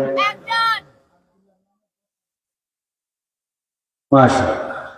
আমি 10,000 টাকা আরেকজন চাইছিলাম, তাই না? লিল্লাহি তাকবীর, আল্লাহু আকবার। আব্দুল্লাহ পাঠান সাহেব 10,000 টাকা বলেন মারহাবা। রব্বুল আলামিন টাকা দেখে এই গভীর রাতে তোমার একজন গোলাম 10,000 টাকা দান করল রে মালিক। আল্লাহ জানি না তার মা বাবা জীবিত আছে কিনা, যদি জীবিত থাকে হাতে মধ্যে বরকত দেন, যদি মারা যায় থাকে কবরটাকে জান্নাতের বাগান বানায়া দেন, দিলে মুখে শান্তি দিয়ে দেন, পরকালে জান্নাত দিয়ে নূরে সবরেন আমিন। 10,000 টাকা দুইজন হলো, বেজরের মধ্যে বরকত আছে না নাই? আল্লাহ হৃদয়ের গভীর থেকে দোয়া করি গো আল্লাহ, আরেকজন মানুষ যেন এসে বলে হুজুর আমি 10,000 টাকা দেব, আর 5,000 টাকার 5 জন চেয়েছিলাম, আরেকজন বাকি আছে। আল্লাহ গো হৃদয়ের গভীর থেকে দোয়া করে আরেকটা গোলামকে তুমি মাহফিলে পেন্ডেলের নিচে দাঁড়া করায় দাও বলেন আমিন। নদীর পার ভাঙ্গি ওপার ভরে এই তো নদীর খেলা, সকাল বেলার ধনীরে তুই ফকির সন্ধ্যাবেলা। আমার একজন মা 500 টাকা দিয়েছেন, বলেন মারহাবা।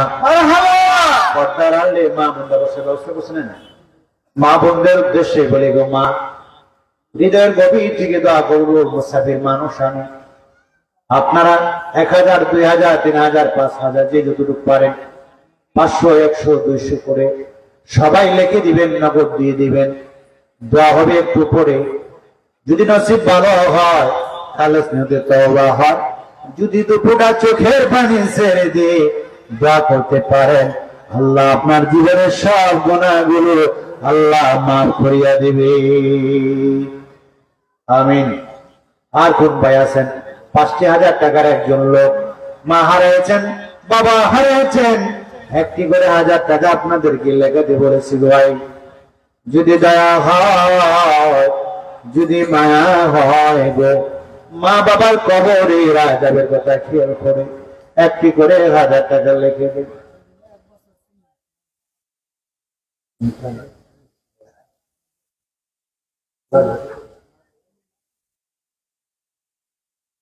কি নাম?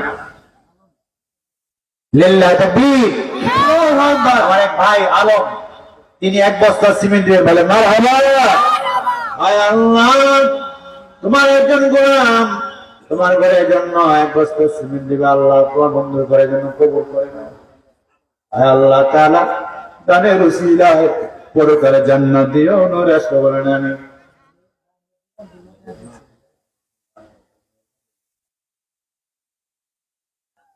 আরেকজন মা তার ছেলের জন্য দোয়া চেয়েছেন, 200 টাকা দান করেছেন, আল্লাহ কবুল করে নেন বলেন আমিন। বাইরে দোকানদার কাছ থেকে কালেকশন কত? 1,810 টাকা, বলেন মারহাবা। আল্লাহ তোমার বান্দারা যারা যারা সহযোগিতা করেছে দান কবুল করে নাও, আল্লাহ পরকালে জান্নাত দিও, নূরে সবরেন আমিন। মা বাবার জন্য আরেক ভাই দিয়েছেন 100 টাকা, আল্লাহ কবুল করে নেন, পরকালে জান্নাত দিয়ে দেন, সবরেন আমিন। বলেছিলাম 5,000 টাকার জন্য একজন ভাই চেয়েছিলাম, একটি করে 1,000 করে 10 জন ভাই চেয়েছিলাম। আয় আল্লাহ হৃদয় গভীর থেকে দোয়া করিব, আল্লাহ 10 জন ভাইকে আল্লাহ সামনে হাজির করে দেন, একটি করে 1,000 টাকা বন্ধুর করে লেখায় দেন, হয়ে যেতে পারে এটা আমার আপনার জীবনের শেষ মাহফিল। আগামীকালে মাহফিল ভাঙ্গে যাবে, যদি নসিব ভালো হয় দানের উসিলায় জান্নাত আপনার জন্য ওয়াজিব হয়ে যাবে। লা ইলাহা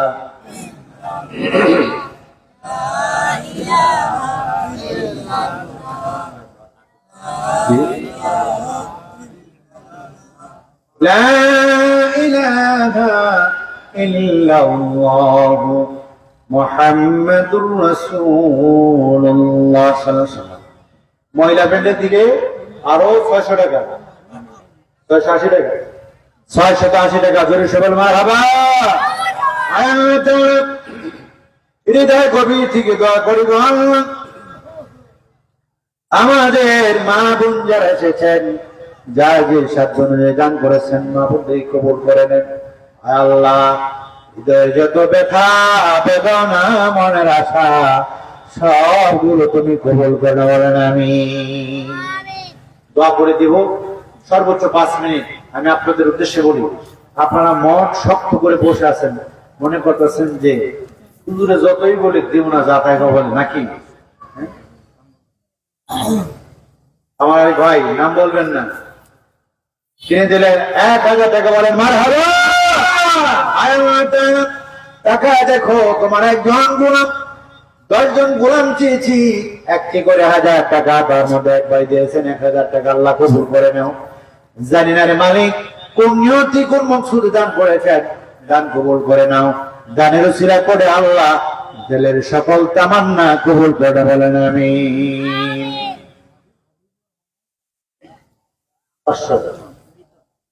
হাবিবুর রহমান তার মা বাবার রুহের মাগফিরাতের জন্য 500 টাকা। জোরে সবল মারহাবা। ভাই জানে দা কবুল করেন, মা বাবার কবরগুলো জান্নাতের বাগান বানাতে বলেন আমিন।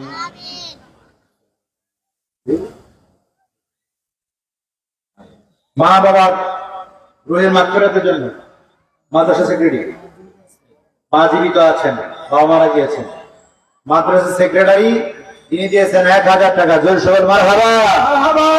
সেক্রেটারি সাহেবের 1000 টাকা কম হয়ে যায় না? হ্যাঁ, মাদ্রাসা সেক্রেটারি আরো দেবে। হ্যাঁ, কই সেক্রেটারি সাহেব কই? একটু বাড়াই করে দিলে না হয়? হ্যাঁ, 1000।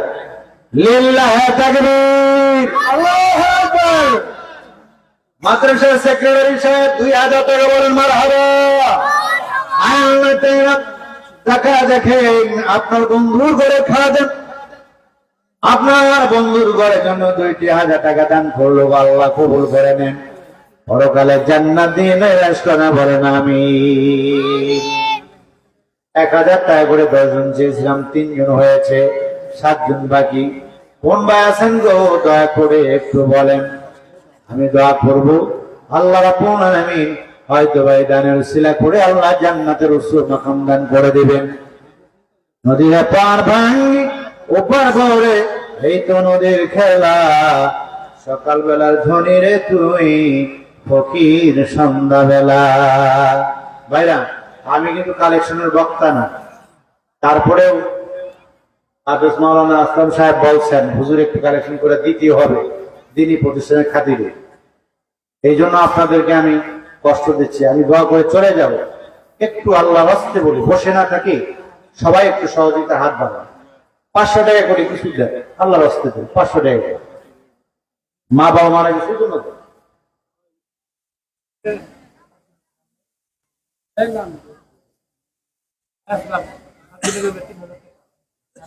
লিল্লাহি তাকবীর, আল্লাহু আকবার। জনাব সাব্বির হোসেন সাহেব 3000 বলেন মারহাবা।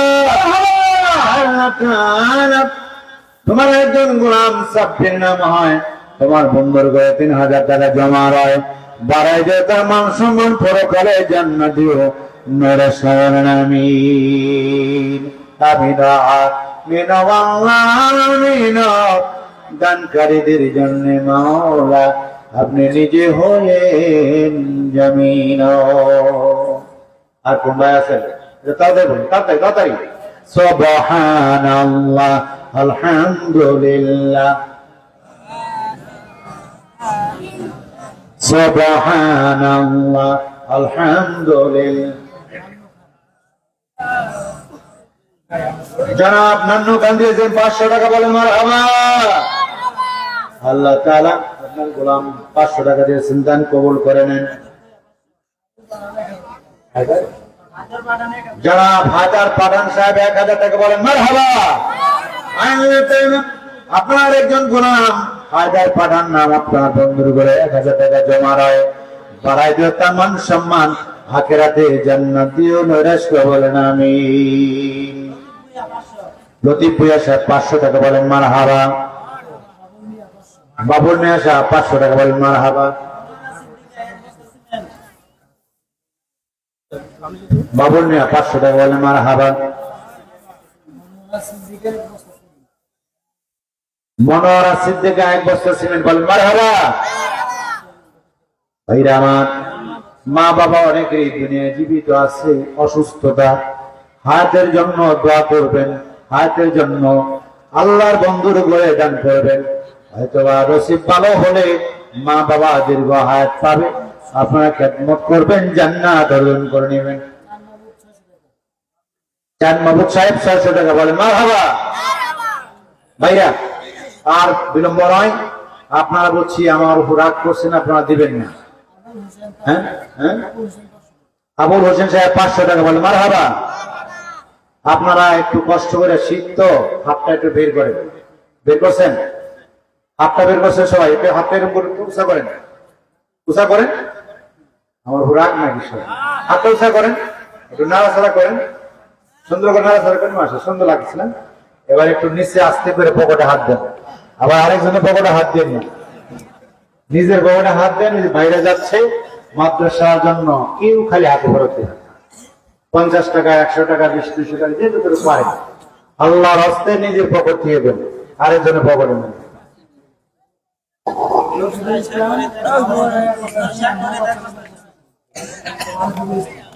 রফিকুল ইসলাম সাহেব মা বাবার জন্য 1 বস্তা, সন্তানাদের জন্য 1 বস্তা, 2 বস্তা সিমেন্ট দিবেন, জোরে সবাই মারহাবা। আমার ভাই দান কবুল করে নেন। জনাব বাবুল সাহেব যদি 1 হাত দিয়েছেন নগদ 1000 টাকা, বলেন মারহাবা। আরো জোরে বলেন মারহাবা। আয়না দান টাকা দেখেন আপনার গোলামগুলো, একজনে 2 বস্তা সিমেন্ট, আর একজনে 1000 টাকা, আর একজনে 500 টাকা, এমনি করে যারা দিচ্ছে গো আল্লাহ মেহেরবানি করে দেন, কবুল করে দেন, পরকালে জান্নাতি নৈরাশ করে, বলেন আমিন। যা কোন ভাই আছেন তাড়াতাড়ি, সর্বোচ্চ 2-3 মিনিট সময়, আজ কালেকশনের মধ্যে যে যাবেন দেন। সুবহানাল্লাহ, আলহামদুলিল্লাহ, লা ইলাহা।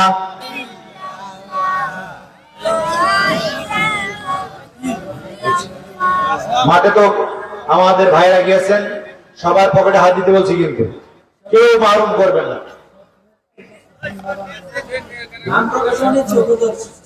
শেখ ফরিদ মা বাবার জন্য দোয়া চেয়েছেন, 1 বস্তা সিমেন্ট, বলে মারহাবা। আরেক ভাই নাম বলেন নাই, 600 টাকা দিয়েছেন, জোরসে বলে মারহাবা। আমাদের দোনো ভাইয়ের দান কবুল করে নেন, বলেন আমিন আমিন। আরো জোরে বলেন আমিন আমিন। যাতে নিয়ে এই পাশে আরেকজন ঢুকে যান, তাহলে তো হয়, তাড়াতাড়ি হয়ে যাবে।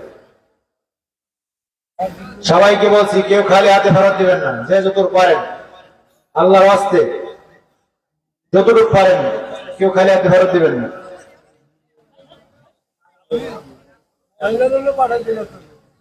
মহিলা প্যান্ডেলে মাদ্রাসা ছোট বাচ্চা, তোমরা যাও, অথবা কাকে পাঠাবেন, পাঠান মহিলা প্যান্ডেলে, যে যতটুকু পারেন, 10 টাকা, 20 টাকা, 50 টাকা, 100 টাকা, যে যতটুকু পারেন মা বোনরা দান করবেন। এই দান অত্যন্ত নিয়ামত। মহিলা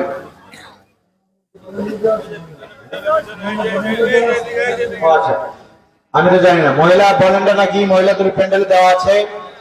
যে সমস্ত ভলেন্টিয়ার মা বোনরা আছেন, আপনারা মেহরবানি করে হাত কালেকশন করে ফেলেন, পড়ে মাহফিলে আপনার ইমানি দায়িত্ব পৌঁছে দেবেন ইনশাআল্লাহ। সকলে সূরাতুল ফাতিহা একবার পড়েন। আউযু বিল্লাহি মিনাশ শাইতানির রাজীম, বিসমিল্লাহির রহমানির রহিম। الحمد لله رب العالمين الرحمن الرحيم مالك يوم الدين إياك نعبد وإياك نستعين اهدنا الصراط المستقيم صراط الذين أنعمت عليهم غير المغضوب عليهم ولا الضالين ইসলামের সবে নিয়তে সূরা ইখলাস 3 বার পড়ে কুল হুয়াল্লাহু আহাদ আল্লাহুস সামাদ লাম ইয়ালিদ ওয়া লাম ইউলাদ ওয়া লাম ইয়াকুল লাহু কুফুওয়ান আহাদ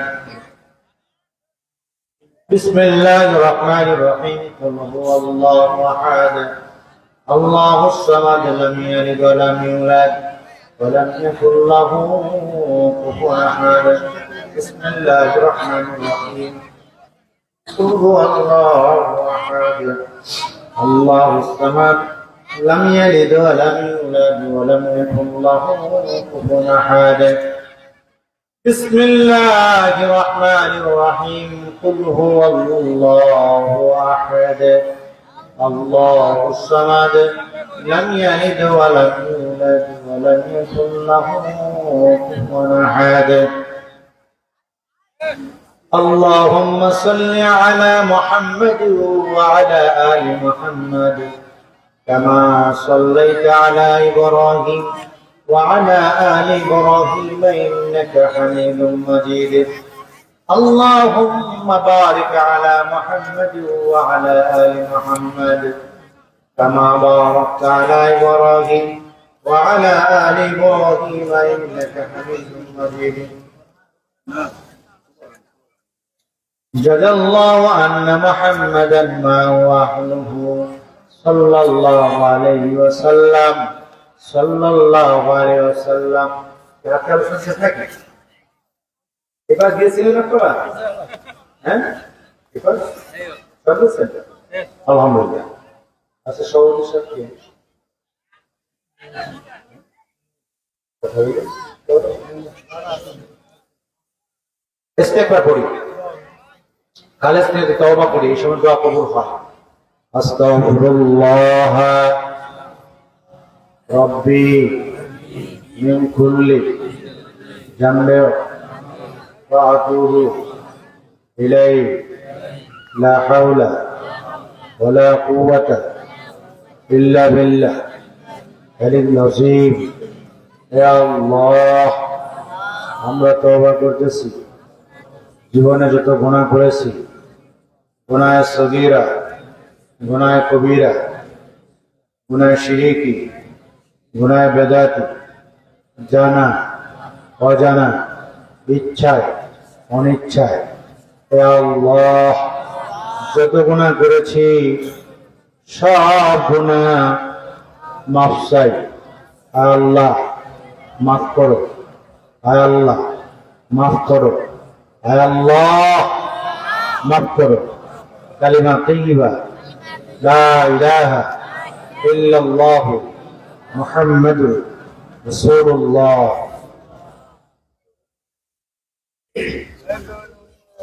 অনেকের মা বাবা দুনিয়া থেকে চলে গেছেন আত্মীয়স্বজন চলে গেছেন সবাই সবার জন্য দোয়া করবেন আমি আপনাদের কাছে দোয়া চাই সারা বাংলাদেশে ঘুরি রাস্তাঘাটের জন্য আল্লাহ কোনো বালা মুসিবত না দেন আপনাদের খেদমতে যেভাবে এসেছি সারা বাংলাদেশে যেন এভাবে কোরআনের খেদমতে যেতে পারি আল্লাহ যেন কবুল করেন আল্লাহুম্মা আমিন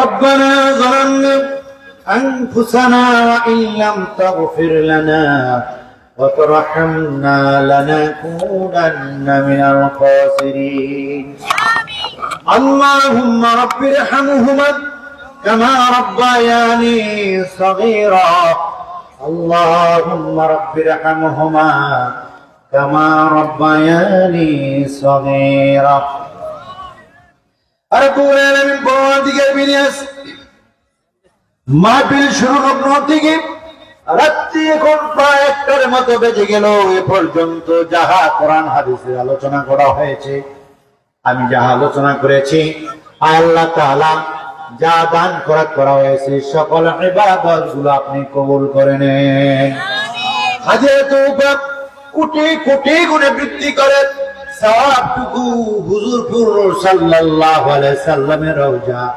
সোনার মদিনাতুল মুনাওয়ারায় পৌঁছায়া দাও।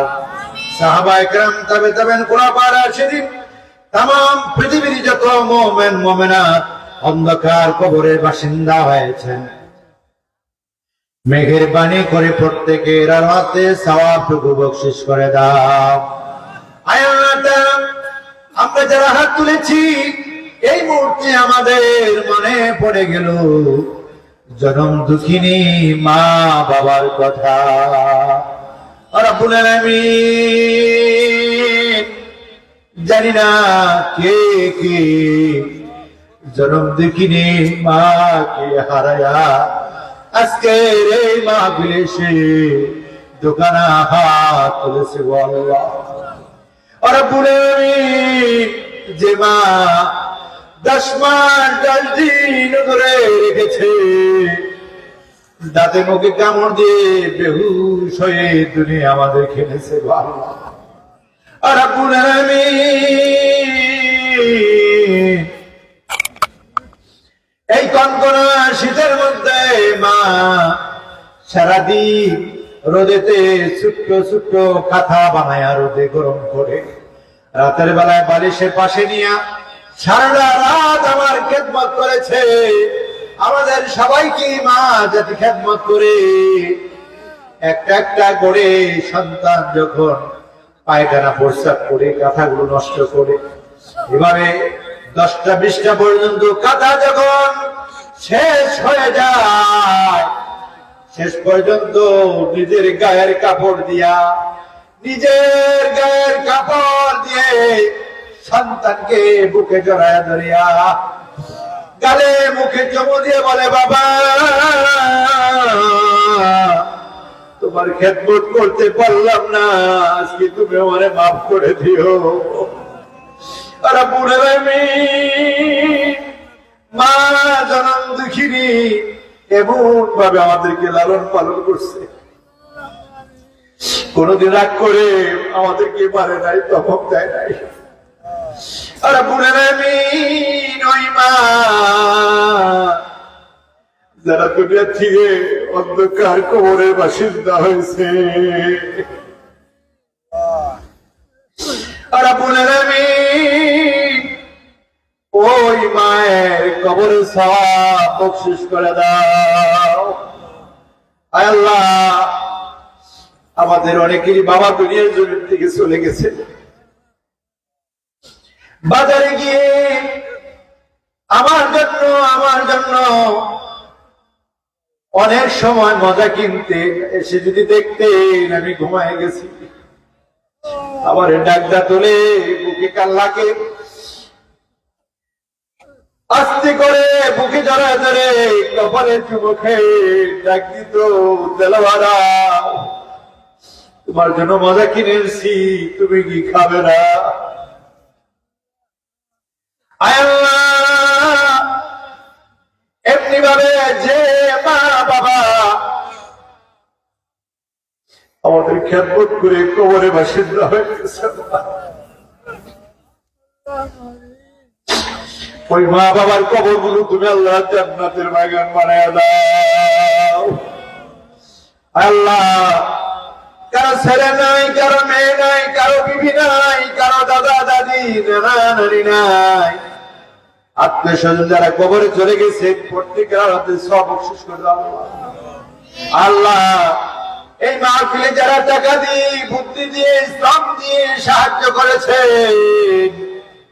তাদেরকে আল্লাহ তুমি মাফ করে দাও। আল্লাহ,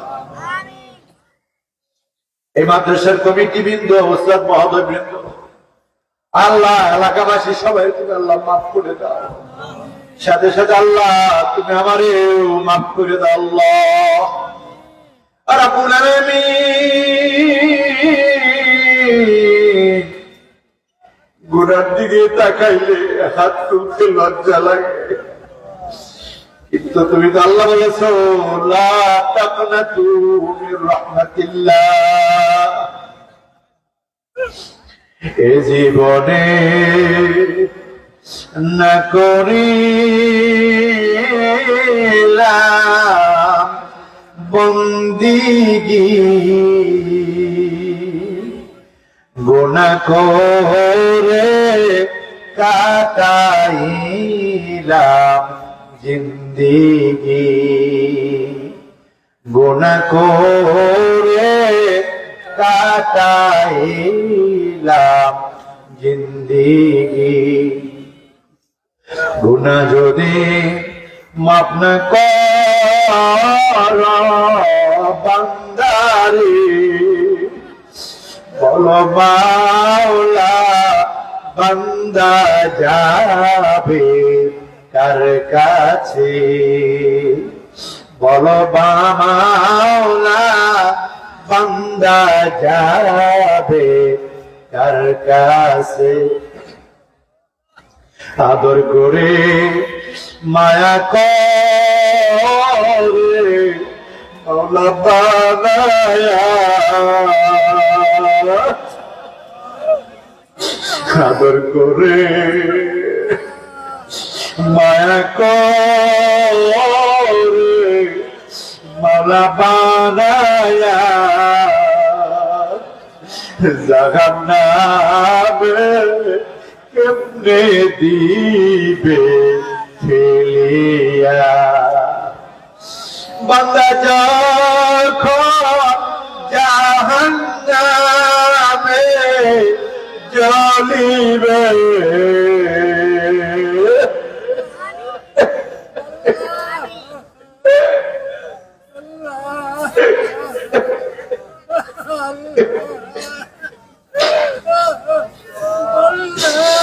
বান্দা যখন জাহান্নামে জ্বলিবে,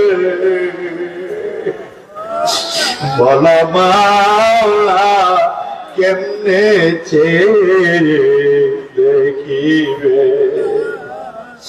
আয় আল্লাহ, আকাশের নিচে জমিনের বুকে আমাদের মতো গুনাহগার আর কেউ নাই। জীবনের গুণের কথা খেয়াল করে একটি মিনিট ছেড়ে দিলাম। কে জীবনে কি গুনাহ করেছেন মনে মনে খেয়াল করে কান্না করে।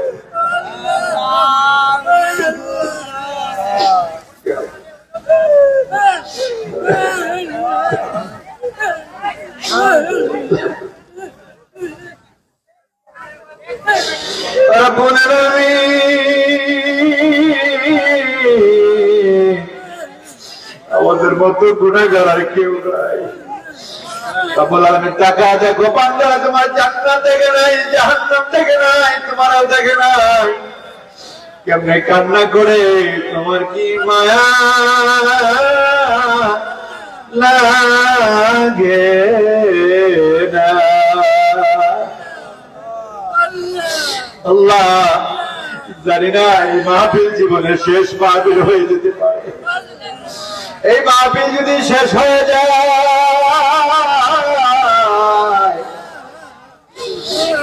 যদি আমি মারা যাই, যদি আমি মারা যাই, আমার লাশটা যখন বাড়িতে যাবে, কত মানুষ আমার দেখতে আসবে, আবার কেউ কেউ বলবে দেরি করো না, তাড়াতাড়ি মাটি দেওয়ার জন্য ব্যবস্থা করো।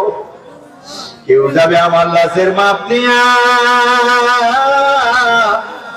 গুরুস্থানে কবর খনন করে জন্মে, কেউ যাবে আমার লাশের মাপ নিয়া কাপড়ের কাপড় কেনার জন্য বাজারের দোকানে, কেউ যাবে আমার লাশের মাপ নিয়া বাজারে পাশ কাটার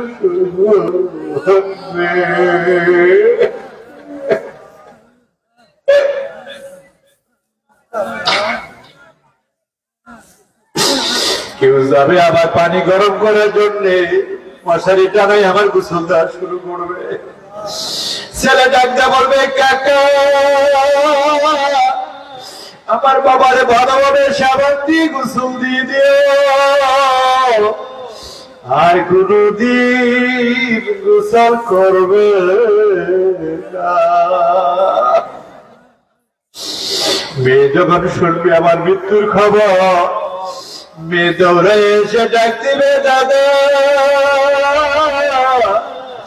আমার বাবা কই বাবা কি আমার একবার মা বলে ডাক দিবে না ধরে রাখা যাবে না চিৎকার করে কান্না করবে মেয়ে ডাকতে বলবে দাদা আমার বাবার নাকি তুলা লাগায় দাও কানে তুলা লাগায় দাও ঠোঁট দুটো বন্ধ করে দাও মুখে যেন পারে না ঢুকে কানে যেন না ঢুকে নাকে যেন না ঢুকে গোসল করে আর সুন্দর করে আতর গোলাপ সুরমা লাগে ভালোভাবে সাজে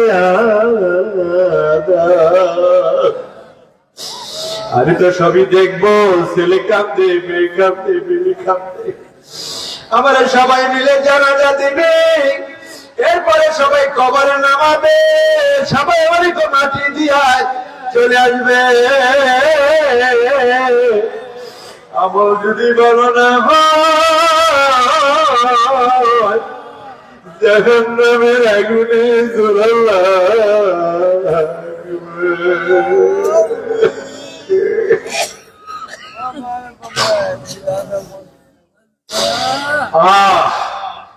আল্লাহ সবাই মাফ করে দাও এই মাদ্রাসাটাকে কবুল করে দাও আল্লাহ আমার দেশটাকে ইসলামিক রাষ্ট্র হিসাবে কবুল করে নাও আল্লাহ যাদেরকে নিয়ে আসি কোরআনের কথা বললাম আল্লাহ হেদায়েতের নিয়তে বলছি আল্লাহ আল্লাহ সবাইকে আল্লাহ হেদায়েতের নূর দান করো আল্লাহ আমাকেও দান করো আল্লাহ রাস্তাঘাটে কোনো বালা মুসিবত দিও না আল্লাহ আয় আল্লাহ এই দেশটাকে তুমি কবুল করে দাও আল্লাহ জানি না কোন দিন যেন মালাকুল মউত এসে যায় মৃত্যুর সময় প্রত্যেকের জবানে জারি করে দিও লা ইলাহা ইল্লাল্লাহু মুহাম্মাদুর রাসূলুল্লাহ আসসালামু আলাইকুম ওয়া রাহমাতুল্লাহ একটি এলান শুনি 24 এবং 25 তারিখ কাজীপাড়া মাহফিল প্রথম দিন মাহফিলের প্রধান বক্তা হাফেজ মাওলানা মুফতি আরিফ বিন হাবিব দ্বিতীয় দিন মুফতি